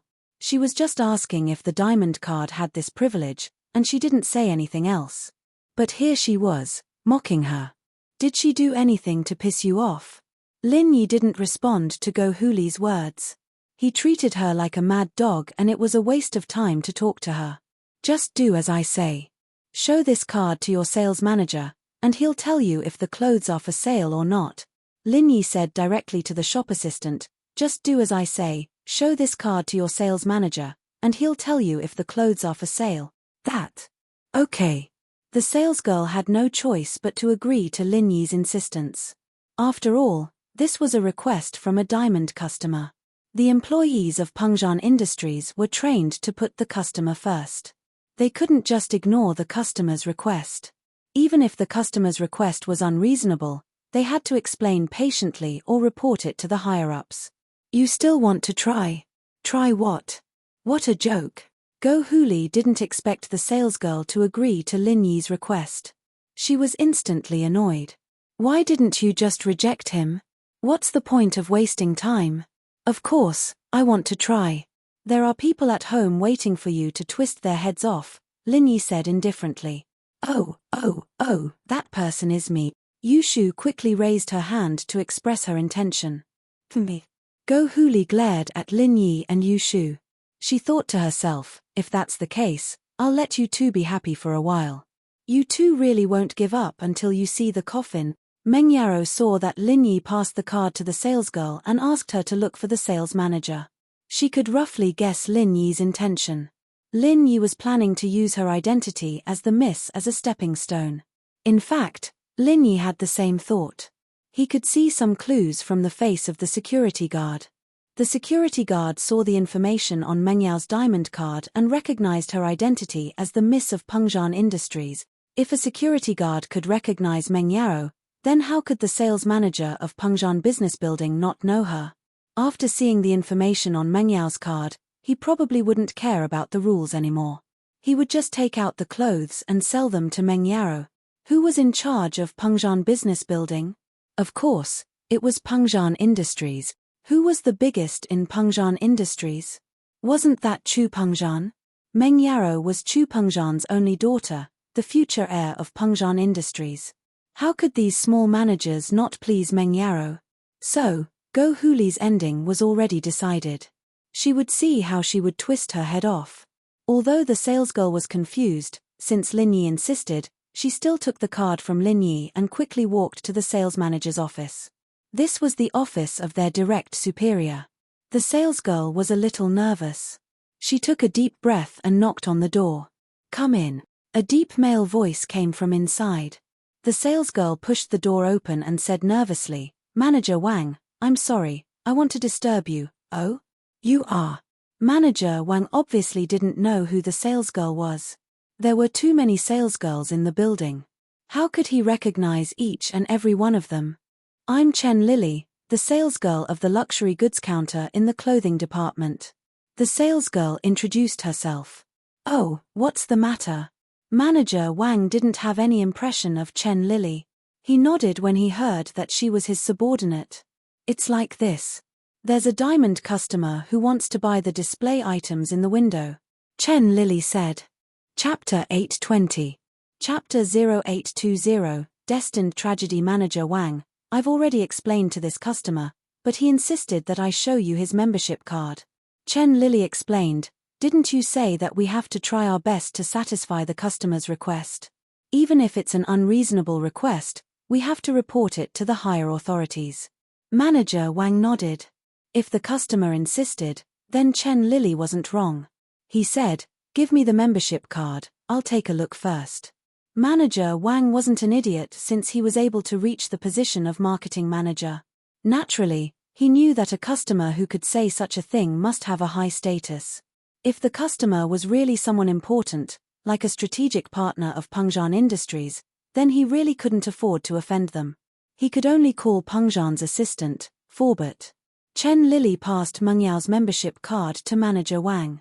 There was a credit card machine in Manager Wang's office. Manager Wang swiped it on the computer and the information on the card was displayed. Manager Wang took a look at the member's name on the card and took a deep breath. Meng Yarrow, he knew what this name meant. Wasn't this the Miss of Pengzhan Industries? The Miss actually came to shop in person? Manager Wang felt that it was a little unbelievable. If the Miss wanted something, she just needed to tell Forbert and Forbert would be able to get it done. There was no need for the Miss to do it herself, right? However, Manager Wang suddenly remembered that the Miss was usually very low-key. She really didn't come to the mall to buy anything through Forbert. She always came to the mall herself, but she didn't make it public. Manager Wang only saw that the Miss had come here to buy things from the membership record. Thinking about this, Manager Wang understood that the Miss was probably a low-key person. She didn't like to show off. This time, there was no other way. The style she wanted was gone, so she had no choice but to ask the shop assistant to take out the membership card and look for him. "Let's go, I'll go there myself." Manager Wang took Meng Yao's membership card and said to Chen Lily. Chen Lily was stunned. She didn't know why Manager Wang had such a reaction after seeing the membership card. Was there any secret in this membership card? However, Manager Wang naturally wouldn't explain to Chen Lily. Since the Missy was a low-key person, she probably didn't want others to know her identity. Otherwise, she could have just called Forbert, and everything would be solved. Or he could just ask the shop assistant to convey her identity. There was no need to use such an obscure method to tell him. As Manager Wang walked out of the office, he ordered an employee of the sales department to take out the clothes from the display window. This made Chen Lily dumbfounded. Does Manager Wang really agree to sell the exhibits in the display window? This had never happened before, right? But since Manager Wang didn't want to explain, she didn't want to ask anymore. She followed the manager to the luxury goods counter of the clothing department, and Manager Wang quickly walked over and took out Meng Yao's membership card. "Who's this membership card for? It's mine." Meng Yarrow didn't hide her identity anymore as she nodded to the manager. "Nice to meet you, Miss Chu. This is your membership card." Manager Wang quickly returned the membership card to Meng Yarrow respectfully. "I've already sent someone to get the exhibits in the display window. They will be here in a moment. Can you please wait for a moment?" "Okay, thank you." Meng Yaro naturally knew that Manager Wang knew who she was. Then I'll have to trouble you. I'll wait by myself. Can you go ahead? No hurry. Manager Wang quickly shook his head. Oh, hey, old lady, when are you going to perform a head-twisting performance? We got you the exact same clothes. Yushu couldn't wait to call out to Go Huli after the clothes were bought. Old lady? Who's the old lady? I'm only in my 30s, okay? Where's my beauty? Yushu's words almost made Go Huli explode. How did she become an old lady? Go Huli was already a little angry when Manager Wang came out of nowhere to sell the clothes to Lin Yi's group. She didn't expect Yushu to call her an old lady. She was even more furious now. Who are you calling an old lady? Go Huli glared at Yushu. Oh, I don't know. Naturally, the oldest among us is the old lady. Yushu blinked innocently. Go Huli grunted in displeasure, but she wasn't in the mood to argue with Yushu and the others anymore. She was more concerned about why the mall would sell the clothes in the window to Lin Yi's group. This was what she had specifically asked before. The goods in the display window weren't for sale. Moreover, the shopping guide, Chen Lily, also said that the goods in the display window weren't for sale. However, when Manager Wang came, he agreed to sell them. But if he agreed to sell them, wouldn't it mean that she had lost the bet? How could Go Huli let this happen? She was confident that she could see Lin Yi's group lose face. Then, she would bring them home and humiliate them. She would make them work for her. But the situation changed. She actually lost. Didn't that mean that she would have to tear her head off in front of them? How could Go Huli tear her head off? Her face turned ugly. She looked at Manager Wang coldly. What's wrong with you guys? I thought the goods in the display window weren't for sale. Why are you selling them? Manager Wang paused. He didn't know what Go Huli was doing. But he still explained, our mall has its own rules. It's the mall's decision to sell the goods. What Manager Wang meant was, although you are a VIP of our mall, you can't interfere with the operation of our mall, can you? Aren't you being too nosy? You guys are going back on your words. I'm going to complain. I'm going to complain to the higher-ups of your group. Do you know who I am? How dare you not listen to my opinion? Let me tell you, even the chairman of a business association in a small place has to listen to my husband. Not to mention a small mall like yours. Go Huli was furious. She pointed at Manager Wang. Chapter 821. Chapter 0821. The Xiao family. It's your right to complain, but it's our decision whether to sell the clothes or not, Manager Wang said politely. Fine. I'll remember this. Just you wait. Go Huli didn't have a choice. She'd be a laughingstock if she stayed here any longer. What if Lin Yi paid and asked her to perform a head-twisting performance? How could Go Huli wait for that to happen? Therefore, she left behind some harsh words and turned around to leave. Wait, we haven't paid you for the clothes yet, Lin Yi stopped Go Huli. I don't want the clothes anymore. You guys have it easy. But remember this, I won't let this go. Go Huli said hatefully. You don't want it. It's fine if you don't want it. But you can see that we can buy the same clothes as you. Don't you owe us something? Lin Yi said faintly. Oh, quick, perform a head-twisting performance. Everyone look, this old lady is going to perform a head-twisting performance. She's even better than the clowns in the zoo. Yushu shouted. I didn't ask for the clothes, what performance? Go Huli glared at Yushu. I'll remember you too, just you wait. We'll settle the score next time. With that, Go Huli ignored Lin Yi and Yushu and walked towards the elevator. You let her go. Lin Yi looked at Meng Yaro. Forget it, this kind of person isn't worth arguing with. Meng Yaro shook her head, evidently not intending to be aggressive. Lin Yi shrugged. Since the miss said so, he wouldn't say anything else. Go Huli was just a clown in his eyes, but from what she said, her man seemed to have some power. He didn't know if it was true or not. It's so boring. Some old ladies just like to take advantage of their seniority. They said they were going to do a head-twisting performance, and now they're going back on their words. Yushu was getting bored. Go Huli staggered and almost fell to the ground, but even so, she sprained her ankle. She gritted her teeth in anger. She wanted to think about it later, but she couldn't take it anymore. She had to vent her anger. Go Huli took out her phone and dialed her man's number after entering the elevator.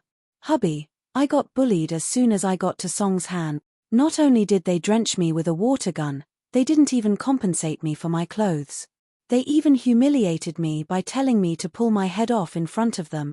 Go Huli complained first. There's another girl who called me an old lady. I'm so young and pretty, how can I be an old lady? What's going on? Who are they? The man on the other side of the phone frowned, but he also knew what kind of person his wife was, so he didn't directly believe Go Huli's words. You didn't provoke them, why did they bully you? What was going on? Tell me the truth. Don't talk nonsense, you think I don't know you? Me. It's just 2 housekeepers and a gardener, and they were playing around with the water gun in the villa. I just bought a villa for our family and wanted to take a look, but when I drove to the villa area, they poured water all over my head and face. Go Huli saw that her husband didn't believe her, and she could only tell the truth. I was thinking that we needed some workers to clean the house, didn't we? I wanted them to be free cleaners for a month, so I scared them and asked them to pay for my clothes, but they agreed. Then why did you say they humiliated you? The man hemphed and asked. They were just a few servants, how could they afford to pay for my clothes? You know that I bought all my clothes from Pengjan Commercial Building, and when I bought them, other than the display in the window, there was only one left. Go Huli explained, I thought that they definitely wouldn't be able to buy it, so I made a bet with them, saying that if they bought it, I would cut off my head, and if they couldn't, they would have to work hard for a month. And they bought it, right? The man was speechless. How could she say something like that? Cut off your head for them to see. Yeah. I didn't think that all the servants would have a diamond membership card of Pengjan Business Tower. Their master treats them so well. Go Huli was a bit annoyed, but so what if they have a membership card? I thought that even if they had 100 membership cards, they wouldn't be able to buy the same clothes as me after they sold all the goods. But I didn't think that when they showed their membership card, a manager Wang came and wanted to sell the goods in the window to them. I'm so mad, I don't know what's wrong with this manager Wang. Standing with a few slaves. Slaves. Servant. The man was pissed. Do you have a brain or not? How can a few maids and gardeners have a diamond membership card? From what I know, your diamond membership card was given to us because we are from a noble house. How can a few maids have a diamond membership card? Because their master treats them well? Go Huli didn't understand what the man meant. Master, didn't you see it clearly? Those people are obviously not simple. Can you get a diamond membership card for your maids? At most, you can get a normal membership card. The man raged. They all have diamond membership cards, and they know the manager of the commercial building. They are obviously the masters of the villa. You just went there and you had a conflict with the neighbors. These 3 obviously have a lot of power in the area. How can you not see that? Ah, no way. Go Huli paused. But their clothes are so shabby, and which master of the villa personally cleans the place? Cleans the place because they want to exercise, or maybe they have nothing better to do. When my old man was still alive, he planted vegetables in the fields. Why don't you call him a servant? The man said angrily, you idiot, you just went there and you already made enemies. Chapter 822. Chapter 822, Chu Mengyao's identity alright. Stop crying. We'll talk about this when I get to Song's Han. I'm in Donghai right now, and Xiao Ben and I still need to visit House Kang. We'll get revenge for you after we're done here. Xiao Ji said helplessly. Then I'll just swallow it for now. I'm being bullied as soon as I get here. What will people think of me? Huli couldn't wait any longer. She was about to explode. She wanted to teach Lin Yi a lesson right here and now. Then what do you want to do? Xiao Ji said helplessly. I don't want to do this. Do you know anyone in Song's Han? If not, find some hoodlums or hoodlums to teach them a lesson, Huli said. You don't even know their background and you're going to teach them a lesson? Xiao Ji frowned. What background could they have? They're just a couple of kids. Huli said disdainfully. Even if they have some background, can they be compared to our Xiao family? We're a noble house in Yangjing. In a small place like this, who would dare to not give us face? Don't say that we're doing business here, and we need the help of the local gentry. If we offend them all, then even if our Xiao family is a noble house, we're not familiar with this place. If they don't give us face, what should we do? Xiaoji said in a low voice. How dare they? Let Uncle Pai kill them. House Xiao has a mystic class worshipper. Why would we be afraid of these upstarts? Go Huli smiled coldly and said proudly. You know that Uncle Pai is our family's worshipper. If father was here, Uncle Pai wouldn't be a problem. But now, Xiao Ben and I are a level lower than Uncle Pai. Father's gone, and Uncle Pai's feelings for our family have lessened. Right now, he's relying on father's face to stay here. Otherwise, do you really think we can hire a mystic class master with that little money? Are you dreaming? Xiaoji said. Then, what do you think we should do? I'll just bear with it. Your wife is about to become a ninja turtle. People will say that the Xiao family's old man died, and the Xiao family is done for. You can't even win against a small upstart. Go Huli didn't want to give up. All right. Investigate the other party's background first and see who they are. No matter what, I have to wait until I pay a visit to old Master Kang, Xiaoji said impatiently. It's not like you don't know about our Xiao family's situation. To outsiders, we're one of the 4 big and 5 small families. But now, we can't even compare to the Kang family. Look at the industries in Yangjing City. How much money would be left after this sale? It can be said that our Xiao family starting a business in another city is starting from scratch. Our Xiao family is in a difficult situation now. Without the support of the Kang family, we may face a greater crisis. Don't you know that, you wastrel? Go Huli didn't know what to say. It wasn't that she didn't know, she just didn't want to accept it. She became the daughter-in-law of the Xiao family for less than 2 years. She just got to enjoy the feeling of marrying into a rich family, and now the Xiao family was in dire straits. She couldn't accept it. So the more it was like this, the more she wanted to show off the Xiao family's prestige. She wanted to use the Xiao family's name to fight for her face and act cool. Otherwise, she wouldn't be able to accept this. Before Go Huli could finish, Xiaoji hung up the phone. Go Huli wanted to throw the phone in her hand, but she remembered that this was the latest iPhone, and it cost her a few thousand. She hesitated and put it away. The Xiao family was in dire straits. Go Huli's monthly allowance wasn't as much as when she was a mistress, but she couldn't do anything about it. She knew that the Xiao family was in dire straits. She couldn't complain even if she wanted to. Go Huli decided that when she got back, she would go to the property management and ask for information about the owner of the villa. How could she live up to her identity as the daughter-in-law of the Xiao family if she didn't teach them a lesson? Thus, Go Huli rushed down the stairs to the parking lot, got in her car, and drove back to the villa district. She found the property management company and swaggered in. The property management company had the files of all the owners. As long as it wasn't explicitly told to be confidential, it could be checked directly. So Go Huli didn't spend much effort to find out the owner's name. It was Chu Mengyao. Chu Mengyao? Go Huli paused. She suddenly remembered that the maid who showed her the membership card had the surname Chu, and the other maid called her Yaro Yaro sis. Could she be Chu Mengyao? No way. She was the owner of the villa. Go Huli was a little surprised Mengyao and Yu Shu, on the other hand, weren't dressed very well. They were just normal sportswear, and Lin Yi, on the other hand, was wearing a big cloth shirt that couldn't be more tacky. He looked like a worker, a standard gardener's attire. That was why she thought that these people were just servants, but now it seemed that these people were the owners of this area. No wonder they had diamond membership cards. They were 3 rich second generations. But the more it was like this, the angrier Go Huli got. Since you guys are the owners, why didn't you refute me when I said you were servants? Are you guys pretending to be pigs to eat tigers? Are you playing with me? Hey, tell me, what's this Chu Mengyao's background? Go Huli called a security guard over and asked. Although Go Huli had just changed the name of the villa yesterday, almost everyone in the property management knew this domineering woman. She kept saying that she was a rich lady from Yangjing and pointed fingers at people. She was as domineering as a crab. When she came to do the procedures yesterday, It was the lunch break.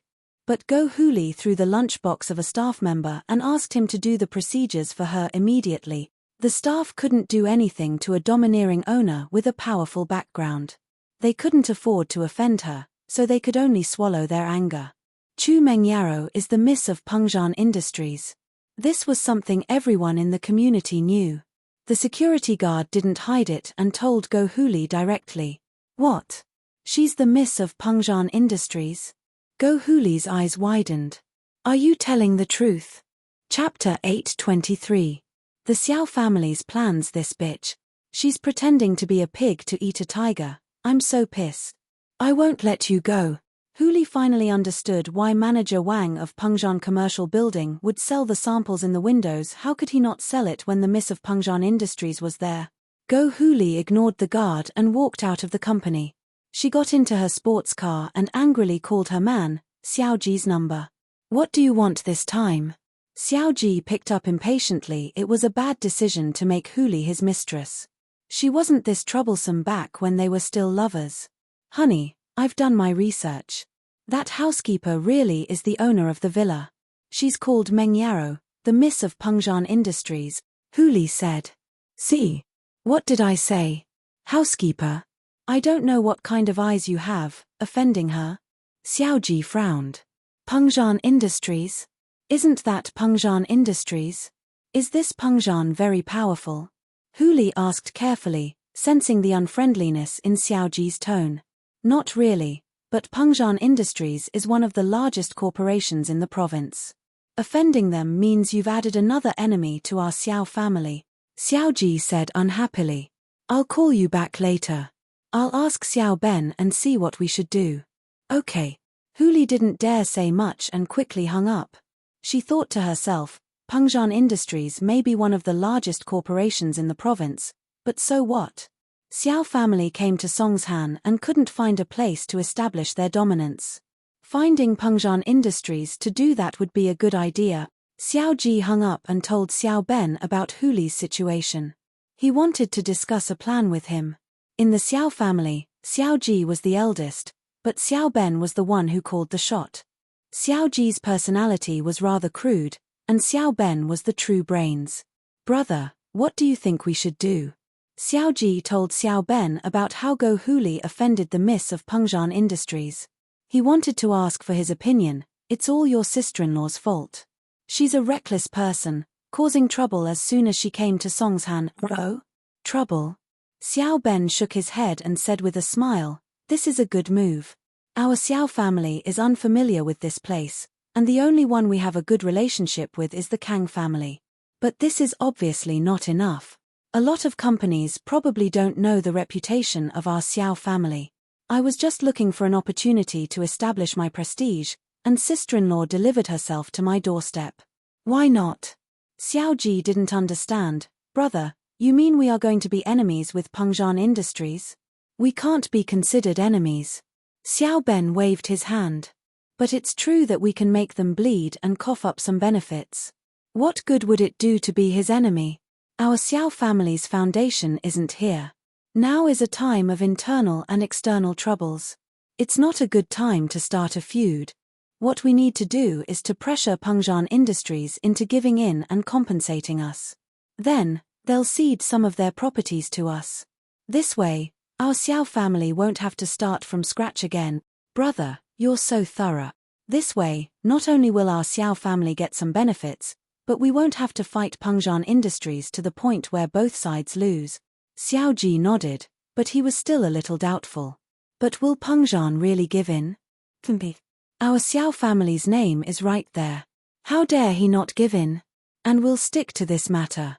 Pengzhan didn't give Xiao family any face at all, bullying my sister-in-law. If he doesn't compensate us and doesn't cede any profits, then fine. Let's have Uncle Pai go to their house and see if they'll give in. Xiao Ben laughed coldly. This Pengzhan's daughter sure is arrogant. Ha ha ha ha, this is the perfect opportunity for me to blackmail them. Brother, you're right. Xiao Ji calmed down after hearing that he could ask Uncle Pai to go to Pengzhan. He'd heard that Pengzhan's bodyguard, Forbert, was only a golden class late phase peak physical practitioner. That was a level lower than Uncle Pai. If Uncle Pai were to step in, Peng Zhan wouldn't dare say anything. Xiao family was a powerful house. How could a small businessman like him bully them? If he didn't teach him a lesson, he wouldn't know how powerful Xiao family was. Alright, let's go visit House Kang first. Xiao Ben settled the matter with just a few words, putting Xiao Ji at ease. He'd thought that his wife had made enemies the moment she arrived in Songshan, and that it wouldn't be good for Xiao family's future development.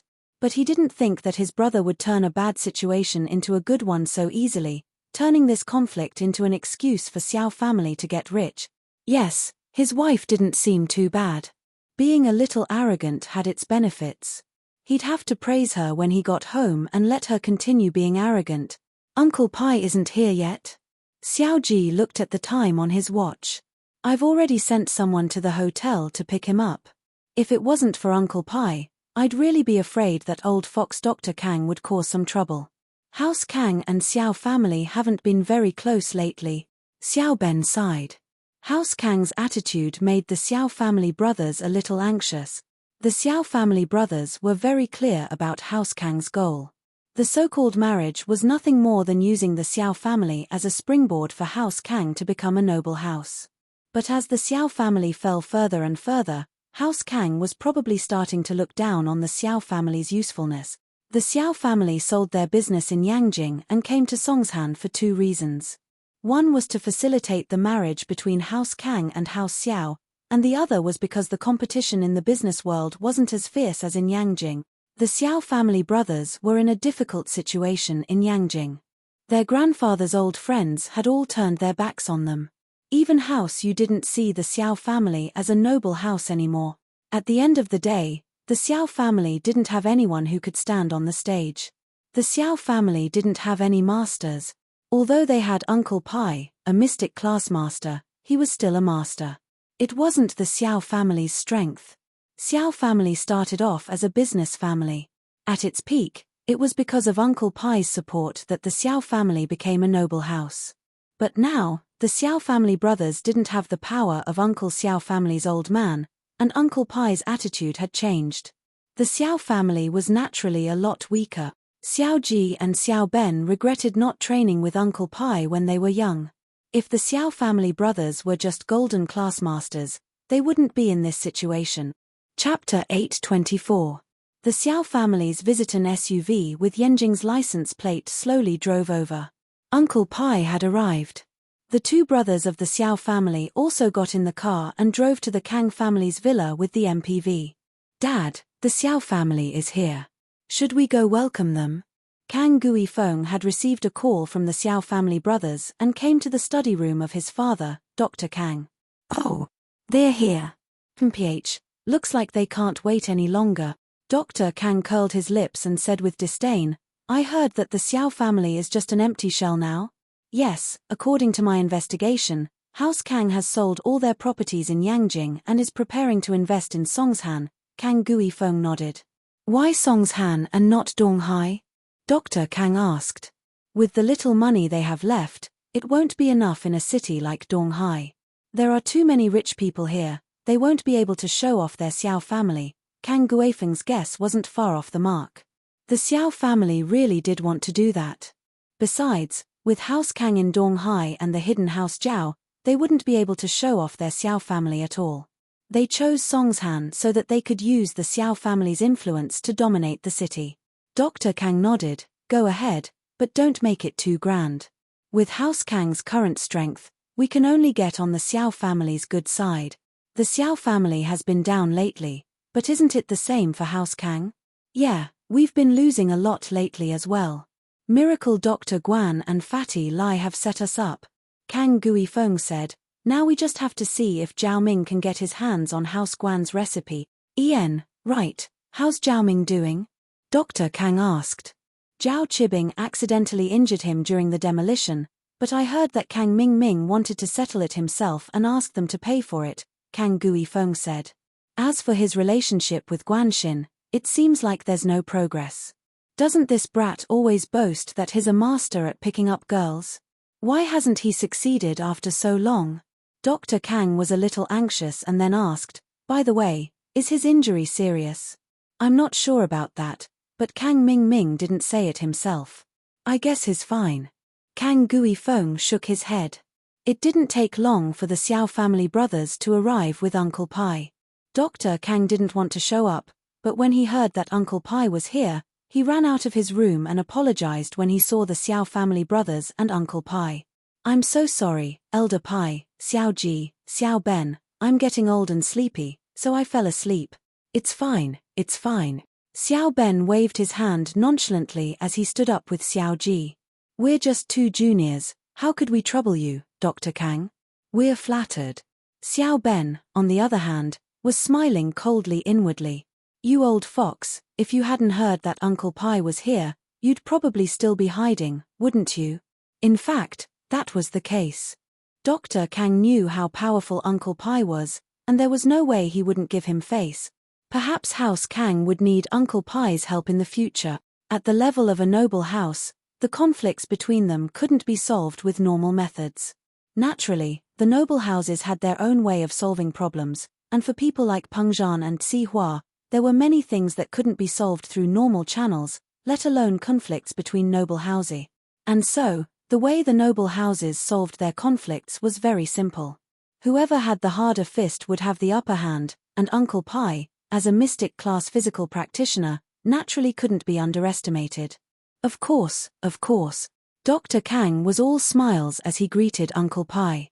Elder Pai's presence brings light to our humble house. Dr. Kang's name is quite well known as well. Uncle Pai looked at Dr. Kang, not even standing up from his chair. He only looked at Dr. Kang, speaking faintly. His expression didn't show any signs of his name being well known at all. Dr. Kang was a little embarrassed, but he didn't dare say anything. With a laugh, he returned to his seat and started chatting with the Xiao family brothers. Xiao Ji, what brings you to Donghai? Is there anything we can help you with? Haha, actually, Dr. Kang, as you know, ever since my father passed away, our Xiao family's business in Yangjing turned into a mess. My father did some stupid things before he passed away, and messed up the business. Xiao Ben didn't hide it, since House Kang knew about it as well. We sold off our business in Yangjing, and we're planning to go to Songshan and rebuild the Xiao family's business. That's true. Change the location, change the environment, and move closer to our House Kang. Dr. Kang nodded, smiling coldly in his heart. If it weren't for Uncle Pai, what would be left of the Xiao family? Yes, and secondly, I want to ask about the marriage between our families Xinyan and Jiaolong. Xiao Ben revealed the purpose of his visit. He was desperate for a local helper. The Xiao family may have the reputation of a noble house, and Uncle Pai was there, but they couldn't let Uncle Pai do everything, could they? In this way, with the Kang family's marriage alliance, many people in that place would give him face.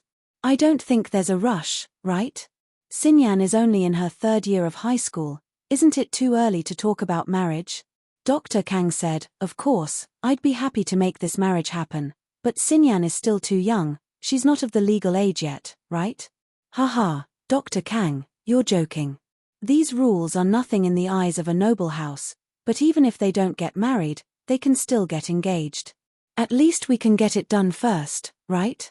Xiao Ji also laughed and interrupted. Yes, that's true. Dr. Kang nodded. All right, I'll ask Jiaolong about this, and then we'll move the engagement forward. As for the engagement, Dr. Kang didn't really care. After all, an engagement wasn't marriage, and he could call it off at any time. As long as House Kang found a stronger backer, or if he had more power, he could get rid of the Xiao family. Xiao Ji and Xiao Ben felt the change in Dr. Kang's attitude, and understood that if it weren't for Uncle Pai, this marriage would be troublesome.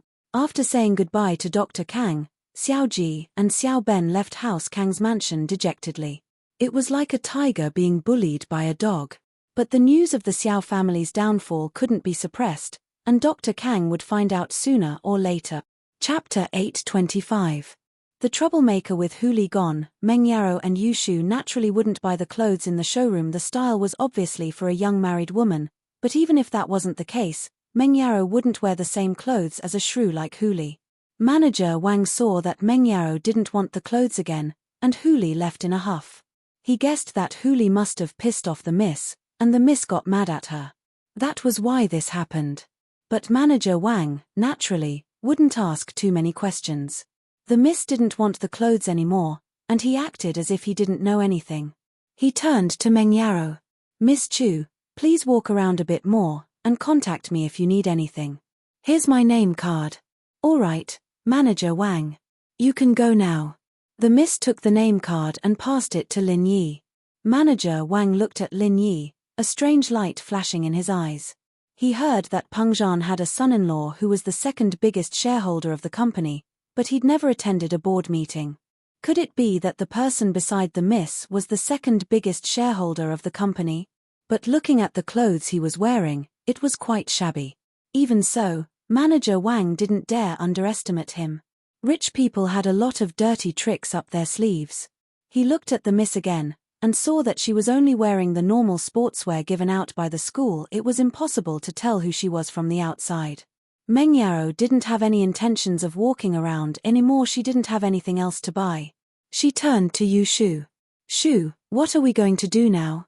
I don't know. I was quite happy that I could have some fun, but that old woman's a liar. Yu Shu complained, a little unhappy. It's so boring. Let's go see if there's anything interesting. What's interesting around here? Meng Yarrow didn't think that there was anything interesting in the business district. Yeah, there's a Tiendi's Wonderful Times arcade not far from here. I want to go check it out. Yu Shu said. What's there to see in an arcade? There's a lot of gangsters there. It's very dangerous. Meng Yarrow said subconsciously. Yu Shu used to want to go to an arcade as well, but Meng Yarrow used this reason to reject her. We have Shield Bro now. There's nothing to be afraid of now, Yu Shu said. If the gangsters bother us, Shield Bro will beat them up. Meng Yarrow paused after hearing Yu Shu's words. It was true that they wouldn't be in any danger now that they had Master Lin by their side. Normal gangsters wouldn't be able to do anything to him. Lin Yi, Shu wants to go to the arcade? Meng Yarrow asked. Lin Yi was a little surprised the miss was asking for his opinion. She had never been like this before. It seemed that after the incident at the hospital, the young lady had really changed a little.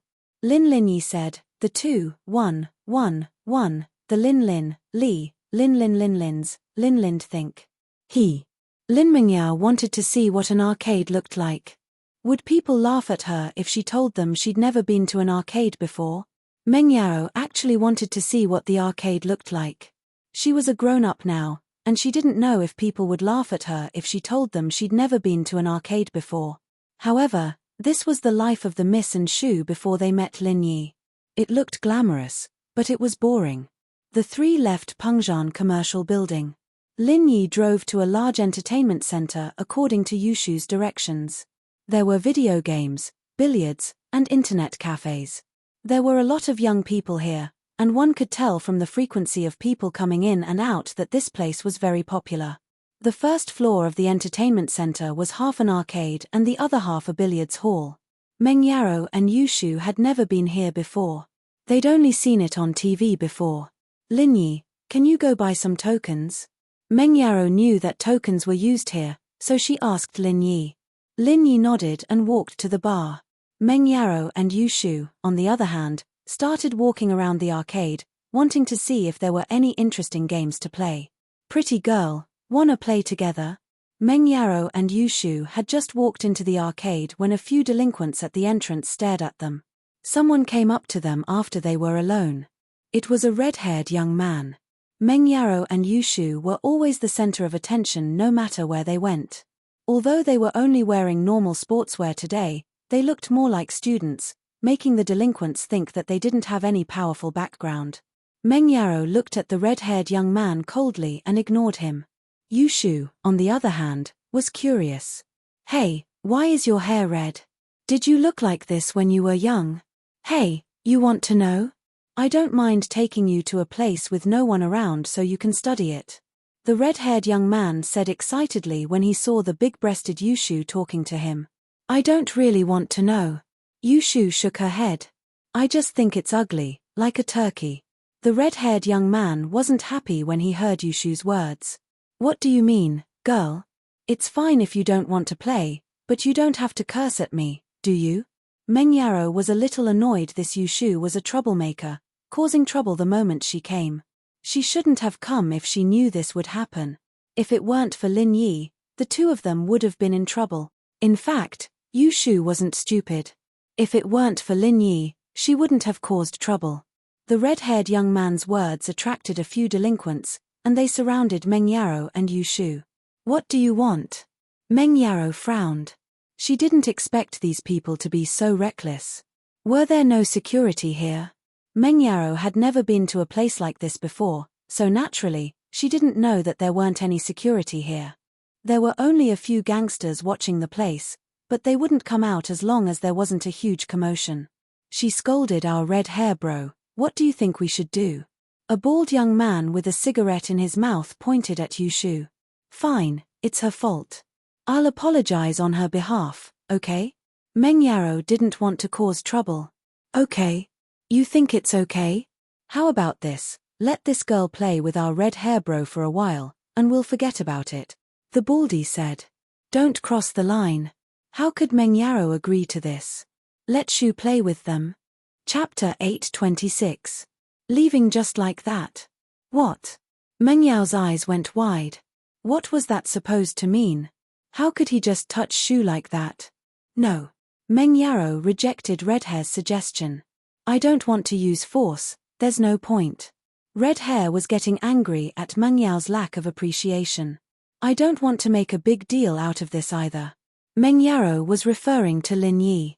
If Lin Yi were to take care of this, these people would probably be lying on the ground.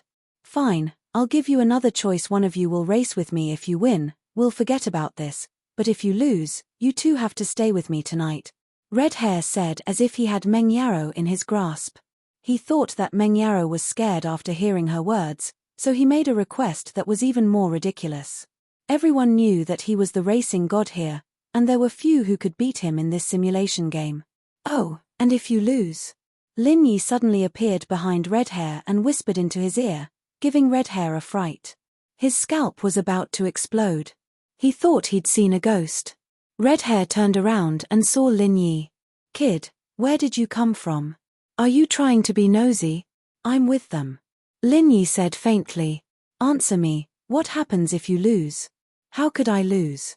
The red-haired man seemed to have heard an extremely funny joke as he coldly laughed and said with disdain. Since it's a competition, we have to be fair. They'll stay with you tonight if they lose, but what if you lose? Lin Yi asked faintly, ignoring Red Hair's laughter. They'll stay with me if they lose, and I'll stay with them if I lose. Red Hair laughed lewdly. If that's the case, then there's no need to compete. Let's go. Lin Yi turned to Meng Yarrow and Yu Shu. This guy's retarded, he can't even understand simple logic. There's no point in winning against an idiot like him. Oh, I think so too. Yu Shu nodded in agreement. She wasn't afraid of Red Hair now that Lin Yi was here. Meng Yarrow also covered her mouth and laughed. Lin Yi's words were a little infuriating, but this Red Hair was indeed a little unreasonable. He was the one who came to talk to her first, and she didn't even do anything to provoke him. Kid, you mean you're leaving just like that? Who do you think you are? Red Hair was a bit annoyed by Lin Yi's attitude. He was considered a famous person in this arcade, and there was someone who dared to not give him face. If that's the case, then don't leave. Don't look for trouble for yourself. Lin Yi ignored Red Fur. Lin Yi didn't care about this kind of person. Meng Yarrow and Yu Shu felt more confident now that Lin Yi was here. They left with Lin Yi, one on the left and one on the right. Shield bro, how many tokens did you buy? Is it enough to play with? Yu Shu seemed to have forgotten about Red Hair as she looked at the tokens in Lin Yi's hand excitedly. Motherfucker, leave them here. Red Hair didn't want to cause trouble in the arcade. After all, the boss here had a lot of background, but Lin Yi and the others were so arrogant. If Red Hair didn't do something, he'd lose all his face today, Red Hair said as he reached out to grab Yu Shu. But before his hand could touch Yu Shu, he was grabbed tightly, unable to move. I said, don't look for trouble for yourself. Do you not understand? Lin Yi looked at Red Hair and asked coldly. Red Hair struggled to break free from Lin Yi's hand, but he realized that his wrist was clamped by an iron clamp. He couldn't move at all. He was terrified. Let me go, I'll fuck your mother. Crack, Lin Yi increased the strength in his hand. Although Lin Yi didn't know who his mother was, Red Hair's words still angered Lin Yi. If he used a little more strength, Red Hair's wrist would be crippled. Ouch! Red Hair cried out in pain. He felt that his wrist was about to explode from Lin Yi's grip. Let go of Red Hair, bro. Baldy saw that Red Hair's hand was grabbed by Lin Yi and panicked. While Lin Yi couldn't move his right hand, he threw a punch at Lin Yi's back, preparing to ambush Lin Yi. As long as Lin Yi felt pain, he'd probably let go of Red Hair's arm. Lin Yi, watch out. Meng Yarrow was shocked and quickly reminded Lin Yi. Baldy laughed coldly in his heart. Your warning was useless. Unless Lin Yi let go of Red Hair and turned around to block the attack, he would definitely be hit by Red Hair. However, Baldy's sneer didn't last long. His expression froze, and with a crack, he flew out. Lin Yi's leg kicked out at an unbelievable angle and strength. It was almost a 90-degree angle, and it sent Baldy flying, crashing into the wall of the arcade. Along with Baldy, the gangsters who wanted to ambush Lin Yi were hesitant. The angle of the kick was too unimaginable. Normal people could kick people from the back, but it had to be done at a certain distance, and they couldn't use too much strength. It was impossible for Lin Yi to send someone flying with one kick. Red Hair wasn't an idiot. He knew that Lin Yi wasn't easy to get along with just one move from Lin Yi. He knew that he'd met a tough opponent this time, and his tone wasn't as tough as before. Bro, where are you from? Who's your boss? You might even know him. My boss is standing right there. Lin Yi pointed at Meng Yarrow and Yu Shu with his other hand, and Yu Shu even raised her hand to greet Red Hair. Fuck, are you messing with me? Red Hair subconsciously thought that Lin Yi was messing with him. What kind of boss had two girls? Wasn't this bullshit? Red Hair was furious. I don't care who you work for, do you know who's in charge of this place? This is Zhu Ruoguang Bro's place, and you're messing around here? Are you tired of living? Zhu Ruoguang? Lin Yi paused. No wonder the sign Tiandi's Wonderful Entertainment Center sounded familiar. It was Zhu Tiandi's business. Red Hair's underlings had gone to get Zhu Ruoguang as well. The situation here was out of their control. Lin Yi was no weak. Baldy was lying on the ground with a kick, and Red Hair was being held hostage as well. The underlings didn't dare act rashly, and could only go to Zhu Ruoguang for help. Chapter 8:27. Did I say something wrong? What's going on? Zhu Ruoguang looked at Baldy impatiently. Guang bro, someone's messing around in the arcade and caught Red Hair bro. Can you go take a look? Baldy said carefully. Master June. I'm sorry, I have to go take a look. Zhu Ruoguang heard that someone was messing around in the arcade and even caught Red Hair. He couldn't just ignore it. Although Redhead wasn't his subordinate, Redhead was still one of the pillars of his game hall. He was an expert in simulation racing. Many people would come to challenge Redhead, which brought great benefits to the popularity of the game hall. Oh, let's go take a look then.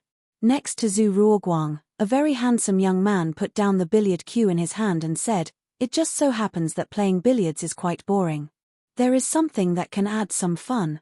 Zhu Ruoguang relaxed after seeing that Master Jun didn't show any dissatisfaction. Since Master Jun is interested, let's go take a look together. Master Jun's name was Zhan Yingjun. His father, Zhen Dazhou, was a famous entertainment tycoon in Donghai City. He owned a few entertainment cities, and the direction of Zhu Ruoguang's business was very similar. The two families were discussing a partnership. Tiandi couldn't expand his business in Songshan due to Tsihua's suppression, and it was the same for Zhen Dazhou. He was doing quite well in Donghai, but there were just too many ruthless people in the city, and Dazhou's growth was restricted as well. The two hit it off right away, planning to set up a gambling boat between Donghai and Songshan. They'd be making huge profits from the illegal gambling business. Of course, the two of them started their business in entertainment cities and knew about casinos very well. They knew the profits, and the gambling ship was safer on the sea. It was easy to avoid detection, so making money shouldn't be a problem. However, Zhen Dazhou was obviously more powerful than Zhu Ruoguang. This time, Zhen Dazhou was the leader of the gambling ship and Zhu Tiandi was the assistant. It was impossible for Zhu Tiandi to build a luxurious gambling ship with his current wealth. Thus, Zhu Tiandi only owned a small part of the shares while Zhen Dazhou owned the majority. As a result, whenever Zhu Ruoguang and Zhen Yingjun were together, Zhu Ruoguang treated Zhen Yingjun as his leader and called him Master Jun. Zhu Ruoguang and Zhen Yingjun followed the Baldai out of the billiards hall and came to the game hall next door. A few gangster-like people followed behind Zhu Ruoguang. They were all his underlings. Zhu Ruoguang couldn't handle it himself when someone was causing trouble in his place. He didn't have the guts to do so either. He only gave a few orders and left the rest to his underlings. Today, Zhu Ruoguang wanted Zhen Yingjun to see his powerful side. He yelled as soon as he entered the game hall, "Who dares to cause trouble in my, Zhu Ruoguang's place? Are you tired of living?" Lin Yi didn't expect Zhu Ruoguang to come so quickly. But since he came, it saved Lin Yi a lot of trouble. He grabbed Red Hair's arm and looked up at Zhu Ruoguang. "It's him. I caught him for you." Gah. Zhu Ruoguang heard Lin Yi's voice and paused for a moment. He then looked at Lin Yi and realized that the person causing trouble in the place was Lin Yi. Zhu Ruoguang complained in his heart. This Red Hair was really blind. Of all the people he could have messed with, why did he have to mess with a god like Lin Yi? Did he have nothing better to do? "Guang bro, save me." Red Hair saw Zhu Ruoguang and thought that his savior was here. He immediately called for help. Zhu Ruoguang was instantly annoyed. "What are you shouting for? I can't wait to draw a line between us, and you want me to save you? Do you think I'm stupid?" However, Zhu Ruoguang reacted quickly. After hearing Lin Yi's words, he knew that Red Hair provoked Lin Yi. He walked down the stairs. "Red Hair, you don't look like a good person. How dare you cause trouble in my place? Go and beat him up until I can't recognize him." Which one of Zhu Ruoguang's men didn't know Red Hair? When they heard Zhu Ruoguang's order, they couldn't help but be stunned. "Beat Red Hair? Guang bro said something wrong, right?" Hence, they looked at Zhu Ruoguang in confusion. "Guang bro, did you say something wrong?" Baldy asked, puzzled. However, Zhu Ruoguang didn't bother with the bald man anymore. Instead, he said to his men, "What are you looking at? Do it. I've raised a bunch of useless people like you to drop the ball at a critical moment. Are we beating Red Hair?" Zhu Ruoguang's men finally came back to their senses and asked weakly. "Nonsense, hurry up and do it." Zhu Ruoguang couldn't care less about Zhen Yingjun anymore. In his eyes, Lin Yi was much more important than Zhen Yingjun. If he didn't handle this god well, he would be in trouble. So, Zhu Ruoguang ran over respectfully. "Hayoshi Lin, you're here?" Zhu Ruoguang's words stunned everyone, especially Red Hair and Baldy. They looked at Zhu Ruoguang dumbfoundedly. He knew Lin Yi. And wasn't the way he addressed him a little too? Phut! Yushu almost burst into laughter when she heard how Zhu Ruoguang addressed Lin Yi. "Ha ha ha ha, Shield bro, how did you become a god?" "I don't know." Lin Yi shook his head and let go of Red Hair. Red Hair didn't dare to do anything to Lin Yi anymore. His face was full of shock.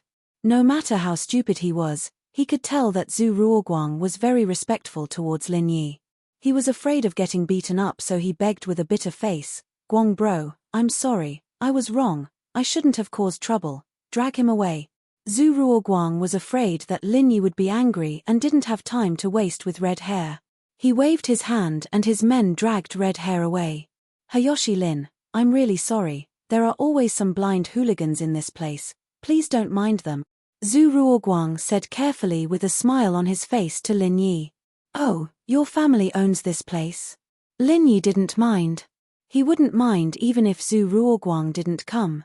At most, he'd just knock Red Hair out.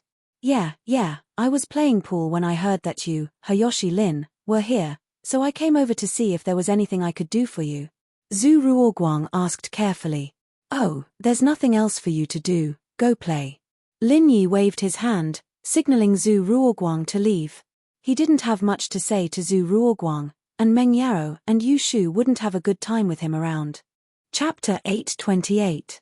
Young Master Jun's thoughts. He didn't know Meng Yaro and Yu Shu, and Zhu Ruoming didn't mention anything about it at home, so Zhu Ruoguang didn't know who they were and thought that they were Lin Yi's friends. However, He didn't think much about it and only thought that they were just normal friends with Lin Yi. Since Lin Yi didn't talk to them intimately and Lin Yi already had a girlfriend, Zhu Ruoguang wasn't as respectful to them as he was to Tang Yun. He only greeted Lin Yi and left. Zhu bro, you know that guy? What's his background? Why are you so respectful to him? Zheningjuan's eyes stayed on Meng Yaro and Yushu as he asked jealously towards Lin Yi. With his years of experience in picking up girls, he knew that these two girls were the best. One was pure and beautiful while the other was petite and cute. Although they were only wearing normal sportswear, it couldn't hide their beauty. Zhu Ruoguang was slightly older than Zhen Yingjun, so Zhen Yingjun called him Zhu bro. His Lin Yi, he's very good at martial arts and not easy to mess with. Zhu Ruoguang felt that his words made him look weak, but he couldn't be strong in front of Lin Yi. Good at martial arts? What's the use of that? Zhen Yingjun said in disdain, no matter how good he is, he can't fight against many people. You don't need to give him face. Many people? Zhu Ruoguang smiled bitterly. Let's put it this way, even our golden class master, Uncle Yang, was injured by him. He's aggressive and doesn't have a future. Zhen Yingjun was still disdainful. Even if he can defeat golden class masters, can he beat guns? That's impossible. Zheningjuan's family was also involved in the underworld and it wasn't a small one. They were much bigger than Zhu Tiandi and they had a lot of illegal guns in their hands. To him, martial arts were all useless. In front of guns and cannons, it was nothing. Zhu Ruoguang shrugged. Since Zhen Yingjun didn't believe him, he couldn't say anything else. After all, the two families were only in a cooperative relationship and Hausjun was the leader. It wouldn't make sense if he said too much. Those two girls aren't bad, are they his women? Zhen Yingjun asked eagerly. That doesn't seem to be the case. Zhu Ruoguang shook his head. Lin Yi has a girlfriend. I've seen her before. Oh, so they're just friends. Zhen Yingjun nodded. I like these two girls. Master Jun, it's fine if you use normal methods, but don't use force. I'm afraid that Lin Yi will interfere. Zhu Ruoguang had to remind Zhen Yingjun. I know, Zhen Yingjun, have picked up countless girls. It's just two little girls, isn't it a piece of cake? Zhen Yingjun didn't take Zhu Ruoguang's words seriously at all. In fact, he didn't take Lin Yi seriously at all. Meng Yaro and Yushu played video games for a while and found it boring. It was either racing or shooting. There was no fun at all. It wasn't even as fun as the video game at home. Yaro sis, how's it going? How many levels have you passed? Yushu used up the last token in her hand before standing up, a little dispirited. This game really sucks, it's just one person fighting and fighting, I don't know what's the point of it. I don't know. I don't think I've passed a single level. Meng Yaro wasn't a good gamer. She was playing a horizontal board game. She played for a long time and was still at the first level. She used up quite a lot of her tokens. Lin Yi found it quite funny as he watched from the sidelines. This arcade was just trying to trick newbies like them out of their money, after all. Most people only needed one coin to cycle through, and they wouldn't even be able to afford the electricity bill, let alone make money. It's boring. Let's go to another arcade. Yushu stood up and gave up on playing. Okay. Meng Yaro came here with the thought of widening her horizons and gaining more experience. It didn't matter if the game was fun or not. Lin Yi didn't play and only followed behind Meng Yaro and Yushu. Although Lin Yi hadn't played many games before, most of them tested a person's reflexes. It wasn't a difficult task for Lin Yi. There are many people over there. Let's go check it out. Yushu noticed that one corner of the arcade was unusually crowded, with some people cheering and crying out in frustration from time to time. Lin Yi, Meng Yaro, and Yushu walked over and saw that it was a few gambling machines. There were many different types of machines, but all of them were related to gambling. This kind of thing was illegal, but the profits were huge. This was the main source of income for many arcades. It wasn't strange for Zhu Ruoguang to go against the law. There were people who won money here, but most of them lost more than they won. Only a small number of people won a small amount. Most people were dejected. Big sis Yao Yao, this seems to be fun. Let's go try it. Yushu felt that this was much more fun than those monster-killing games. Shu, this looks like gambling. You can't go. Meng Yarrow, on the other hand, understood the nature of the machine. It's just for fun. It's not like I'll get addicted to it. Yushu was curious. Let her try it. Lin Yi wasn't worried about Meng Yarrow and Yushu's self-control. The two girls didn't have any bad habits, and they weren't addicted to anything. Lin Yi felt that Yushu was only interested in it for a while. She'd get bored after a few times. After all, they didn't lack money, and they didn't love it. It was hard for them to enjoy the excitement of winning and losing money. Oh, Shield Bro said it's okay. Yushu looked at Meng Yarrow with puppy eyes. Then I'll take these last few tokens. You can't play anymore if you lose them. Meng Yarrow hesitated before passing the remaining tokens to Yushu. Yushu took the tokens and happily went to play with the machines. Winning with just a few tokens wasn't realistic, and it was just as Lin Yi had predicted. Yushu put in 4 or 5 tokens, but they were all like rocks in the ocean. She only had 1 token left. That's it. Yushu looked at the last token in her hand, unhappy. At least let me win once, right? Chapter 829. To be tempted, all right, Shu, this is the last token. Don't play this anymore. Meng Yarrow had expected this result, so she didn't show any special expression on her face. Meng Yarrow was born in a wealthy family, and she'd heard about her uncles going to Macau to gamble. Most of them lost money and came back disappointed. She'd learned from a young age that gambling was mostly a scam.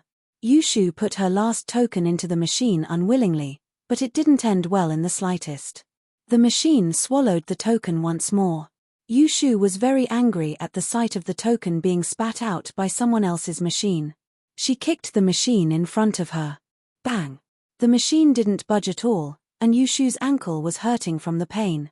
What kind of trash is this? It's a scam. I'm called the unbeatable luck Shu. Why haven't I won even once? Alright, Shu, I told you that these things are scams. You don't believe me. Meng Yarrow smiled. You lose 9 out of 10 gambles. Don't touch these things anymore. Oh. Yushu agreed with Meng Yarrow, but she wasn't satisfied. Shield Bro, help me beat it up. Huh. Lin Yi looked at the machine with a weird expression on his face. He pointed at himself, and then at the machine. This? Yeah. Yushu nodded. Ha! Yushu's words made Lin Yi's heart skip a beat. He walked over and gave the machine a kick. The circuit inside the machine was very simple, and the machine itself was very light. Lin Yi's kick made the machine bounce on the ground, and Lin Yi's kick broke it as well. Tokens started falling out of the machine. Yushu's kick, on the other hand, couldn't compare to Lin Yi's. This is the only way to win money with this kind of thing, Lin Yi said as he pointed at the gambling machine that kept dropping game coins. This kind of thing was originally illegal, so Lin Yi didn't have any psychological burden when he destroyed it. Oh, he finally spat out the coins. Shield Bro is the best. Yushu, on the other hand, didn't really care about the coins she'd lost earlier. She was just a little pissed off, as if she'd been tricked by a scammer. Now that Lin Yi had avenged her, she couldn't help but scream happily. Lin Yi's kick scared the nearby players silly. They had never heard of anyone daring to do this in the game hall. Wasn't this courting death? You're not taking the hooligans who watch over the place seriously? However, when these people saw that it was Lin Yi, they didn't say anything. These people also saw Zhu Ruoguang's attitude towards Lin Yi before, so they didn't care about Lin Yi at this moment. The manager of the game hall heard the loud noise and quickly ran over to see the scene, but he didn't disturb Lin Yi. Instead, he ran into the billiards hall opposite and found Zhu Ruoguang, telling Zhu Ruoguang what happened here. Zhu Ruoguang heard it, but he didn't think much of it. Instead, he said happily, "Okay, I got it. It's just a gambling machine. It's good that we didn't destroy the entire entertainment city." The game hall manager heard Zhu Ruoguang's words and quickly nodded and ran back. In his heart, he was glad that he didn't interfere. It seemed that Zhu Ruoguang didn't plan to stop Lin Yi at all. As for the game coins on the ground, Yushu didn't care much. She just felt that it was good to vent her anger. As for whether the game coins on the ground could be exchanged at the bar counter, it didn't matter. Besides, she was tired of the games here and didn't plan to continue playing. There was no use for the game coins. Yaro sis, let's go to the billiards hall opposite to play? What do you think? Yushu gave up on the entertainment at the game hall because she really couldn't find anything interesting to play. Billiards hall? Shu, you know how to play billiards? Meng Yaro asked curiously. No, but I've seen it on TV. The players who play billiards are very cool. It should be fun, right? Yushu just wanted to see it for herself. Okay. Meng Yaro nodded and didn't object. In the early days, the environment and the facilities in the billiards hall were very poor. The people who went there were mostly gangsters and gangsters. But as billiards became more popular, billiards slowly gained acceptance and became one of the entertainment methods of some successful people. Of course, the billiards hall in the entertainment city was still a mix of good and bad people. There were gangsters and rich young masters who came here to play. As for the successful people, they had their own clubs and didn't need to come to a public entertainment city like this. Lin Yi, Meng Yaro, and Yushu came to the billiards hall opposite to the game hall. Previously, when Lin Yi caused such a big commotion, Zhu Ruoguang didn't do anything to him. Instead, he was very respectful towards Lin Yi. This was also seen by the gangsters who came here to play. So, those who had bad thoughts towards Meng Yaro and Yushu could only put away their thoughts. No one dared to provoke Meng Yaro and Yushu in case of unnecessary trouble. It wasn't worth it to be beaten up like red hair. However, there was one person who was an exception. He didn't put away his thoughts towards Meng Yaro and Yushu. Instead, he was even more interested in them. This person was Zhen Yingjun. The more he looked at Meng Yaro and Yushu, the more he felt that they were the best. This kind of quality was hard to come by. It was already hard to find one in a big school. Now that he met two at the same time, Zhen Yingjun felt extremely lucky. He felt that God was taking care of him and gave him two beautiful girls at once. Moreover, with Zhen Yingjuan's sharp eyes, he noticed that Meng Yaro and Yushu were probably still virgins and hadn't been touched by a man. Girls like them were the best of the best. Zhen Yingjun felt that if he didn't do something to them, he would be letting God down. Zhu Ruoguang also noticed Zhen Yingjuan's infatuated gaze and frowned. To be honest, he didn't want to offend Lin Yi. He knew that Lin Yi was someone he couldn't afford to offend, and this Zhen Yingjun was someone he couldn't offend either. He heard that House Zhen was very powerful in the Donghai region and had a famous gang with firearms. Everyone in the gang had a gun. They were real gangsters, and a gangster like Zhu Ruoguang couldn't be compared to them. Chapter 830. Billiards, of course. Why? Are you still afraid of that Lin Yi? Zhen Yingjun said in disdain. Since you're not his girlfriend, what does it have to do with him? Plus, I already know. I don't need to force it. We're in Songshan City. I'll give face to your Zhu bro. To be honest, Zhen Yingjun didn't put Lin Yi in his eyes at all. What Golden Division Master, Green Division Master? In the eyes of his father's firearm team, wasn't he just trash? Did he need to be so careful with someone who could be killed with one shot? Zhu Ruoguang couldn't do anything about Zhen Yingjuan's insistence. Luckily, as long as Zhen Yingjun didn't force it, Lin Yi wouldn't blame him. Zhu Ruoguang could only protect himself. As for whether Zhen Yingjun could provoke Lin Yi, it was none of Zhu Ruoguang's business. They were just cooperating anyway. Lin Yi asked for a pool table, paid the money, and sat quietly on the side, watching Yushu and Meng Yaro play. Although it was their first time playing billiards, they had also watched some billiards games on TV, so they could imitate the postures and so on. As for the rules, the two of them didn't know much. However, the two of them weren't professionals, so there was no need to play according to the rules. As long as the two of them each had a suit, then they would take turns to play. Whoever hit the ball of their suit into the hole first would be the winner. Zhen Yingjun looked at Meng Yaro and Yushu who were playing pool and his heart itched. He thought of a way to strike up a conversation and walked over. Two beauties, do you need a pool coach?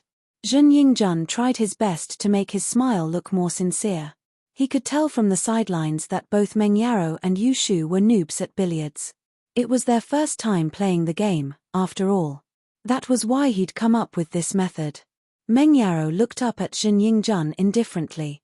She was curious. Didn't he see what happened to the red hair? How dare you come over to strike up a conversation?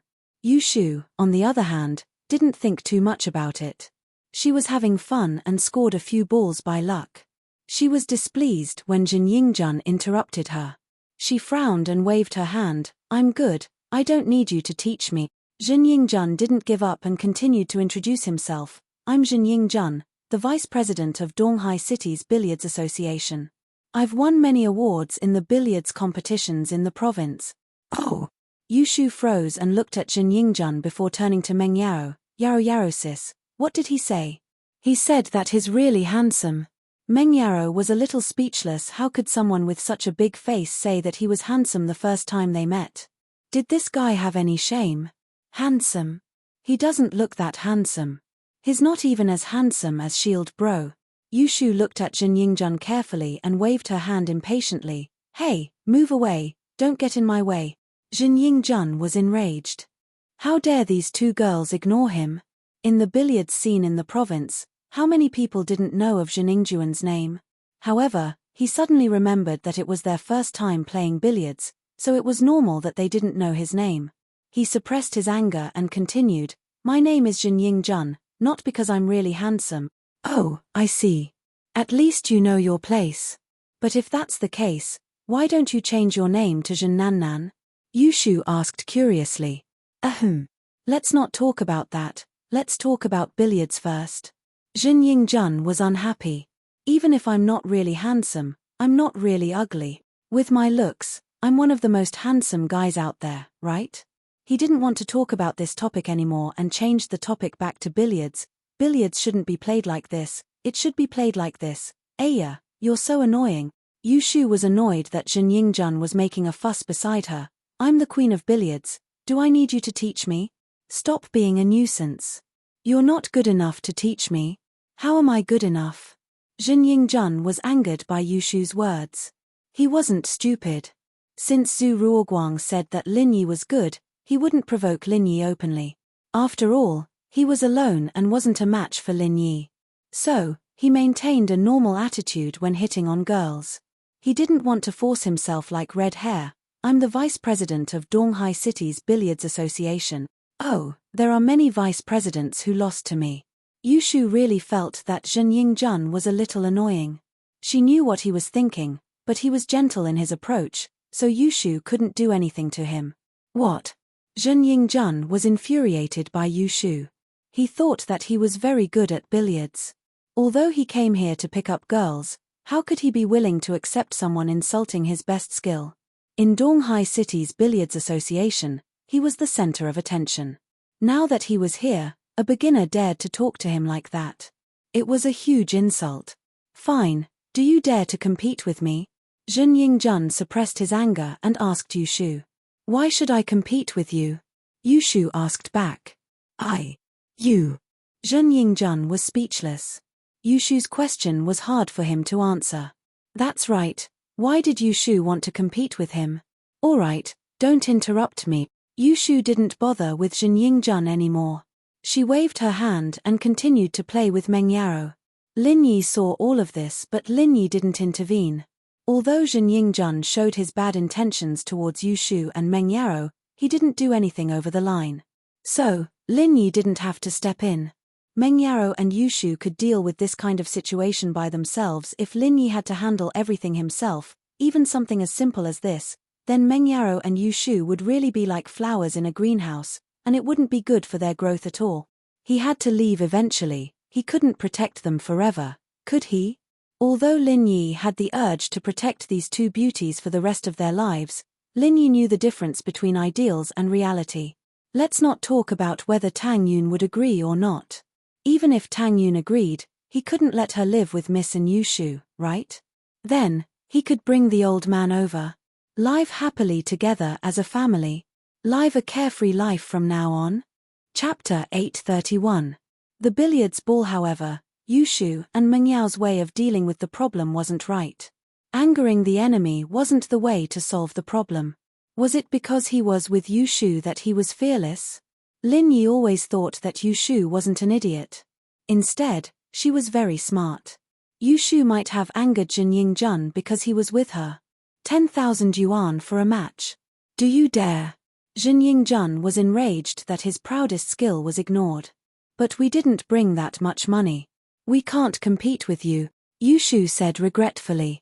I don't need your money. If you lose, you just have to admit that I'm good at billiards and learn from me. Jin Yingjun wasn't stupid. He didn't say something stupid like sleeping with him if they lost. He thought that he had to do it step by step. Oh.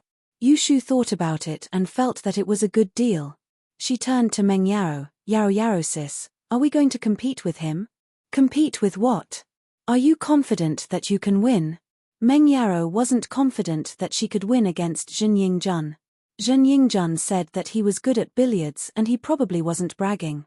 So, Meng Yaro didn't plan to compete with him at all. I don't know. Yushu thought about it and agreed.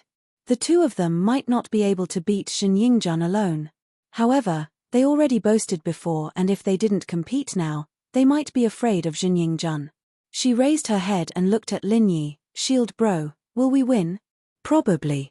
Lin Yi shrugged. Alright, we'll compete with you. But Yaro sis and I will compete with you. If we win, you have to give us 10,000 yuan each. Yushu heard Lin Yi's words and thought that Lin Yi was completely confident. She nodded and accepted Jin Yingjun's challenge. Lin Yi smiled bitterly. He hadn't even finished his sentence. He wanted to say, maybe not, but Yushu interrupted him. Sure, no problem. To Jin Yingjun, money wasn't a problem. How do you want to compete? Snooker. What snooker? Yushu didn't understand. It's just a way to play billiards. Jin Yingjun sneered in his heart. You don't even know what snooker is and you dare to compete with me? Wasn't that courting death? Oh, you want to compete with me? Naturally, you want to see how I play. Yushu, on the other hand, didn't seem to mind. Our way of playing is that we each have a different suit, and whoever loses their ball first wins. Is that so? Jin Yingjun thought. This was similar to billiards, but there were no rules of adding or subtracting points. But it didn't matter, he could easily win against these two girls this way. Sure, we'll play the way you want us to play. As the saying goes, an expert will know once he makes his move. Although Meng Yaro and Yushu didn't like Jin Yingjun, he had good skills. As soon as the game started, Jin Yingjun scored all the balls in his suit without any suspense. Meng Yaro and Yushu only scored one ball, and it was by luck. How is it? Jin Yingjun didn't think that he would win so easily.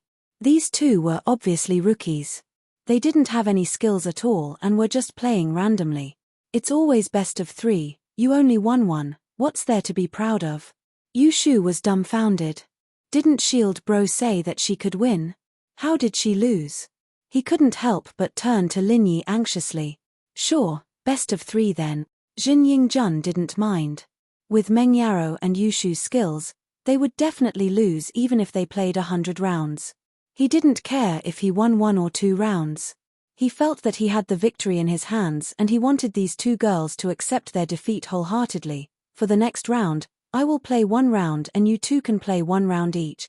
As long as the two of you hit your suit into the bag, it'll be your victory. After winning 1 round, Jin Yingjun knew Meng Yaro and Yushu's true skills, so he didn't mind bragging. Okay. Yushu didn't have much confidence this time. She hoped that Lin Yi could help her turn the tables, but Lin Yi didn't appear in the end, so she lost without a doubt. Lin Yi had no choice but to walk over and place his hands on the table. What are you doing? Jin Yingjun didn't think that Lin Yi would suddenly intervene. He had always been a gentleman and didn't use force, so why did Lin Yi want to interfere? Nothing, I'm just here to watch, Lin Yi said indifferently. What? Can't I watch you guys play? I want to see if you cheated. Sure. Go ahead, watch as you like. Jin Yingjun heard that Lin Yi only wanted to watch and Lin Yi said that he wanted to see if he cheated, so Jin Yingjun ignored Lin Yi. What could he see? Moreover, if he chased him away, it would look like he cheated. Before, Jin Yingjun thought that Lin Yi wanted to replace Meng Yaro or Yushu and he wouldn't agree because he didn't know how good Lin Yi was. Who knew if he was a master of pool or not? How could he let Lin Yi ruin the beauty he was about to get? However, Lin Yi didn't want to interfere and Jin Yingjun didn't care anymore. He said to Meng Yaro and Yu Shu, "You guys can start first, I'll give you 3 shots." Normally, a master of pool could hit a ball into the pocket at the start, but Meng Yaro and Yu Shu obviously couldn't as they didn't have the skills yet. So, they couldn't gain any advantage at the start. However, Jin Yingjun already said that he would give Meng Yaro and Yu Shu 3 shots. That way, each of them would get 3 shots and it would be 6 shots. It was a lot and it showed how arrogant Jin Yingjun was. Bang! Yu Shu kicked the ball off, sending it flying all over the table, but not a single ball went into the pocket. Then, it was Meng Yao's turn. She also aimed at a ball of her own color and hit it, but due to the problem of accuracy and strength, the distance between the ball and the pocket was very far away. It was Yu Shu's turn next, but Yu Shu's light shot didn't make the ball go into the hole, but it did make the ball bounce around on the table like it was alive. Chapter 832. Once I do, you're done. However, although Jin Yingjun, Meng Yaro, and Yu Shu were confused, the cue ball that Yu Shu's cue ball hit didn't show any signs of stopping. It was as if it had a motor installed on it as it continued to spin on the table. Although the ball didn't go into the hole, it knocked the other balls into the hole. Some of them were Yu Shu's and some were Jin Yingjuan's. Yu Shu and Jin Yingjun didn't know what was going on. Jin Yingjun had played billiards for so many years and he had never seen something like this. How was this a billiards ball? It was a bouncy ball. No matter how strong the player was, it was impossible to achieve such an effect, wasn't it? Meng Yaro, too, was a little surprised as she looked at the disobedient ball on the table. She then looked up at Yu Shu, noticing the excitement on Yu Shu's face as well. Meng Yaro understood that this wasn't Shu's doing at all. They'd been sisters for years, and Meng Yaro could tell what Yu Shu was thinking just by looking at their expressions. She couldn't see through them completely, but she could at least tell what they were thinking on the surface. She turned back to Lin Yi and saw Lin Yi's bitter smile. Meng Yaro was slightly taken aback and her heart skipped a beat. Could it be Lin Yi's doing? Shu had been playing for so long and she didn't manage to hit a bouncy ball like this. Did Lin Yi do it as soon as he came? Meng Yao's face fell into deep thought at the thought of this. Meng Yaro was right, it was Lin Yi's doing. Lin Yi didn't have much confidence in helping Meng Yaro and Yu Shu win. He was just experimenting. The first thing that came to Lin Yi's mind was the strange pure qi in his body, the energy that Jiao Laro mentioned. Since this energy was omnipotent, could it be transferred to the pool ball? According to the law of conservation of energy, energy couldn't be created out of thin air, nor would it disappear out of thin air. It could only be changed from one form to another or transferred from one object to another. In the process of transformation or transfer, the total amount of energy remained the same. In other words, the energy in Lin Yi's body could be converted into the energy needed by the pool ball. Of course, the energy in Lin Yi's body wouldn't be created out of thin air. No master's pure qi would be created out of thin air. Their vital energy came from the natural world's spiritual qi, and the mantra they cultivated was a method to convert the spiritual qi into their own vital energy. They completed the process of converting the energy in nature into energy in their body. Lin Yi's energy, on the other hand, came entirely from the jade space. Lin Yi converted the energy in the jade space into his own energy. And so, after Yu Shu had moved the ball, Lin Yi decided to try and see if his energy could be used on the ball. With both hands on the table, he started channeling the art of dragon mastery, and as if it had been injected with chicken blood, the ball suddenly exploded with a small universe of energy. It worked. However, it was Lin Yi's first time doing this, and he didn't control the amount of energy he sent out. In just an instant, the amount of energy was over. How much energy could a small pool ball use up? Just a little bit was enough. If Lin Yi used too much, the pool ball would move endlessly. However, although the experiment was a failure, Lin Yi had proven that it was possible. What was even more surprising was that his energy would only be used on objects that were currently consuming energy.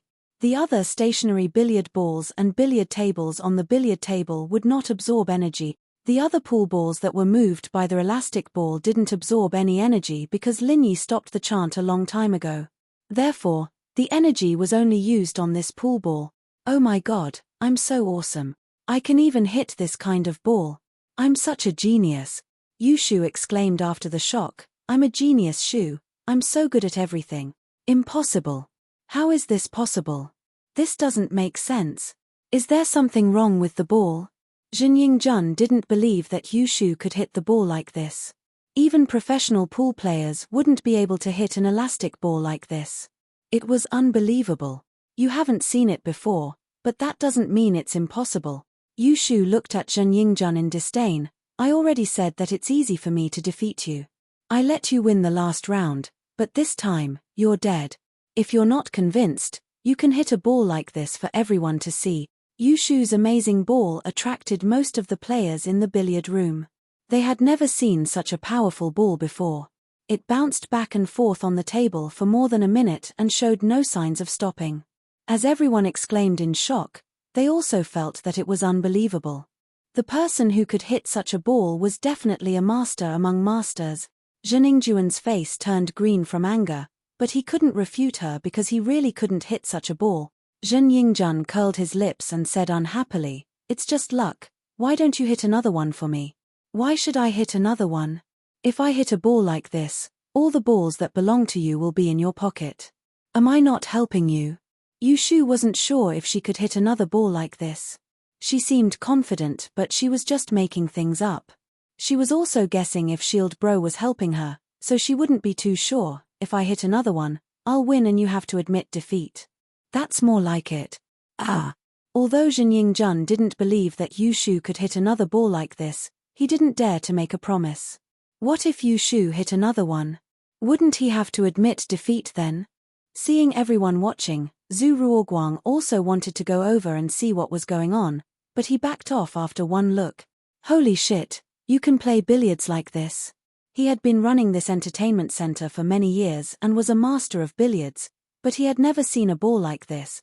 This wasn't billiards at all, it was a miracle. This could only happen if Hayashi Lin was here. He and his father had been living under Lin Yi's shadow and thought that Lin Yi was omnipotent. Therefore, Zhu Ruoguang felt that it was normal for something like this to happen. Chapter 833.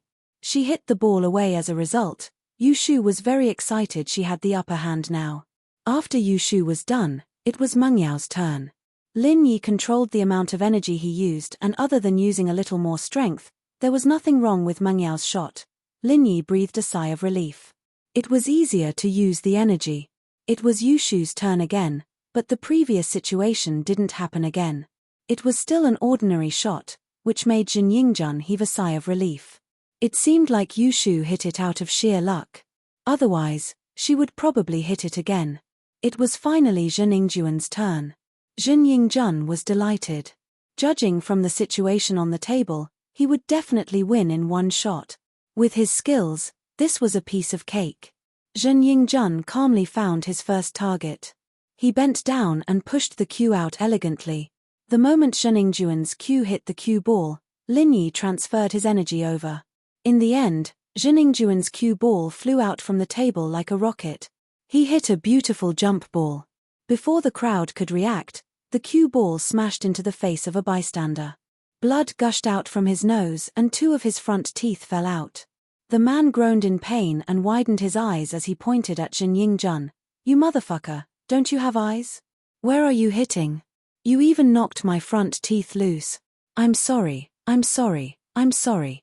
Although Jin Yingjun was usually arrogant, he knew that he was in Songshan and it wasn't his territory, Donghai. It wasn't wise to cause trouble here. Moreover, he was hitting on girls in a civilized manner and he couldn't be too violent.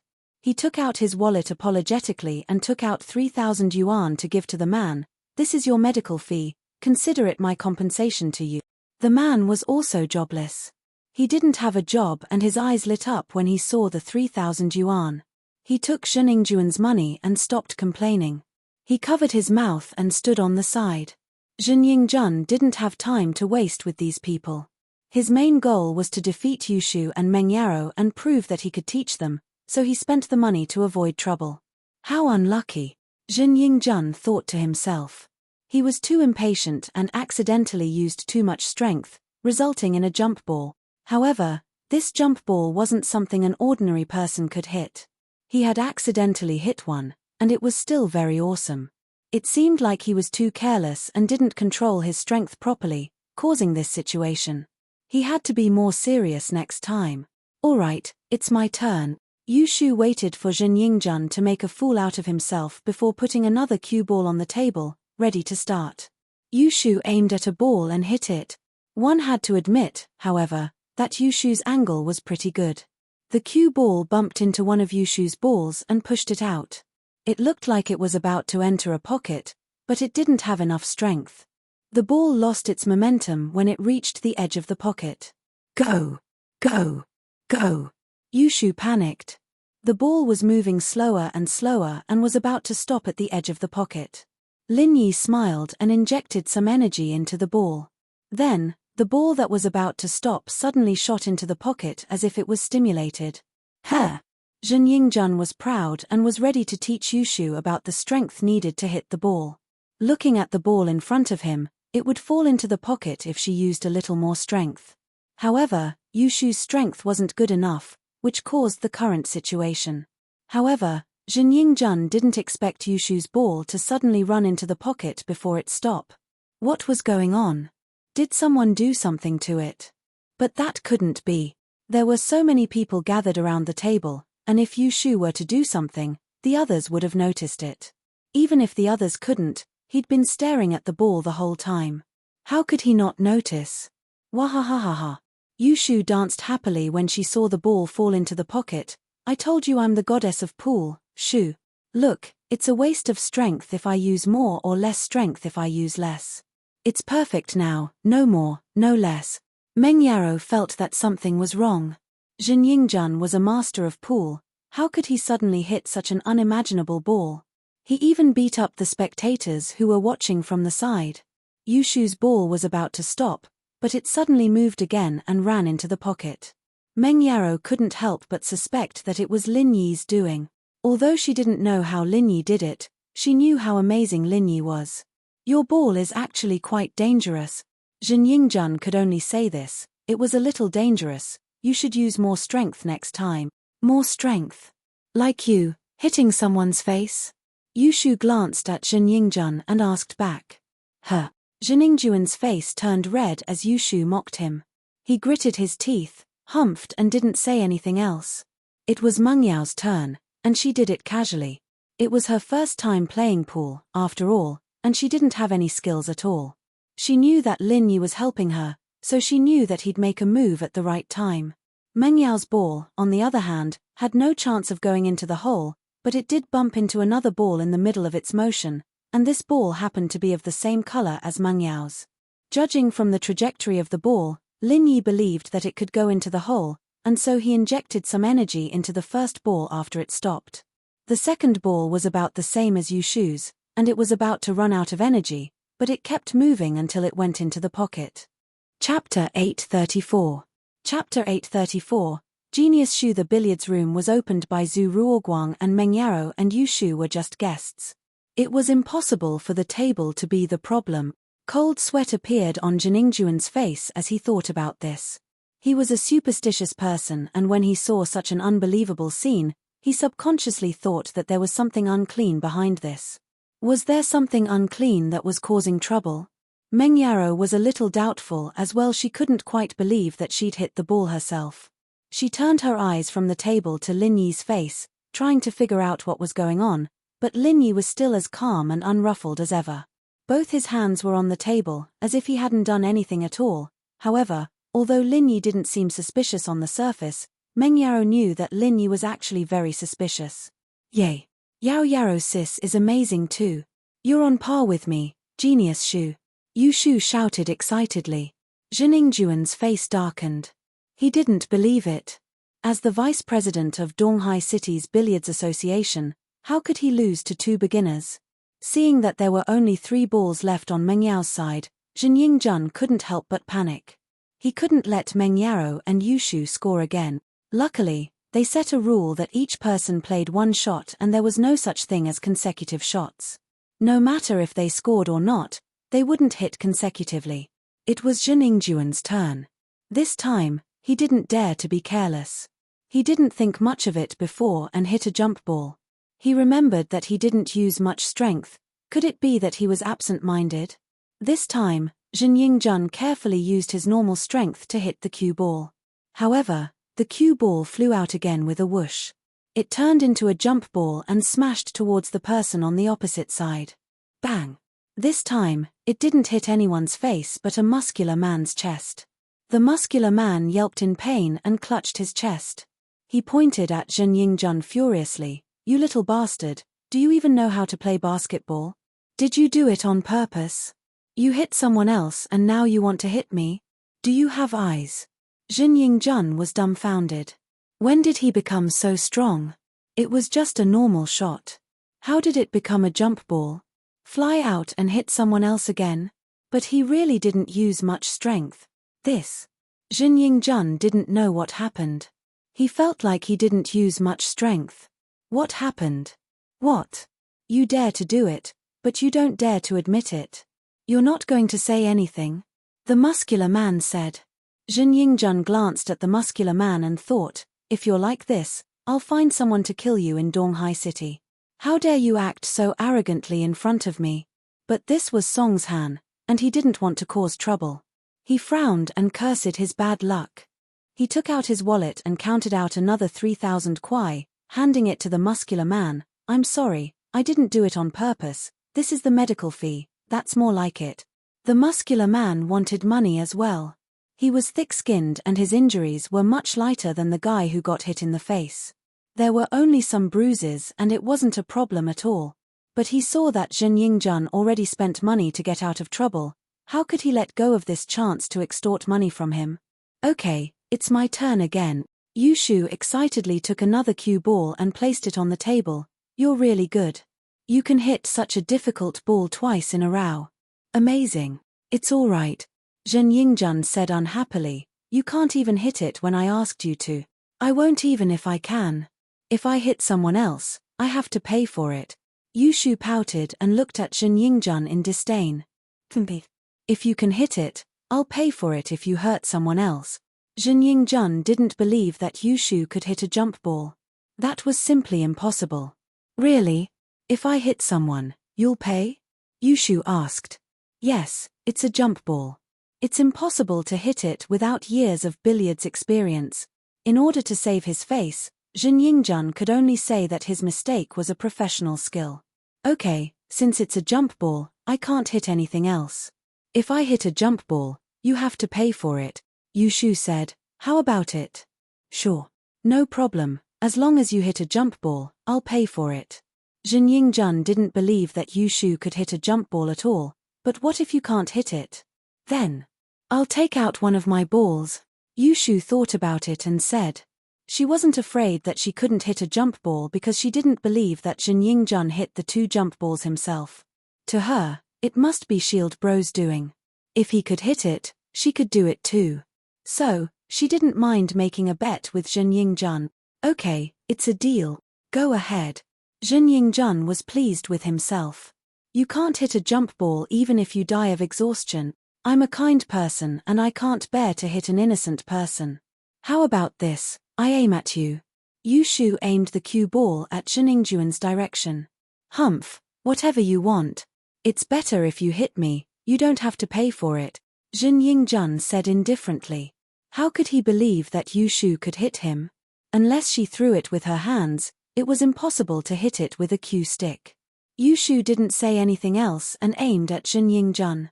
She hit the cue ball. With a whoosh, the cue ball flew up again and smashed towards Jin Yingjun's face. Jin Yingjun didn't expect Yushu to hit a jump ball, so he didn't dodge. When he realized something was wrong, it was already too late. The cue ball hit his head with a loud bang, smashing a door on his head. He was so dizzy that he almost fell down. "Ah!" Jin Yingjun screamed. "Impossible. Impossible. This isn't real. You can't hit a jump ball." All the onlookers burst into laughter. Jin Yingjun was too dumb, wasn't he? If you can hit it, why can't others do it? What's wrong with you? You finally tasted the consequences of your arrogance. A big bump appeared on his head. This person really deserved it.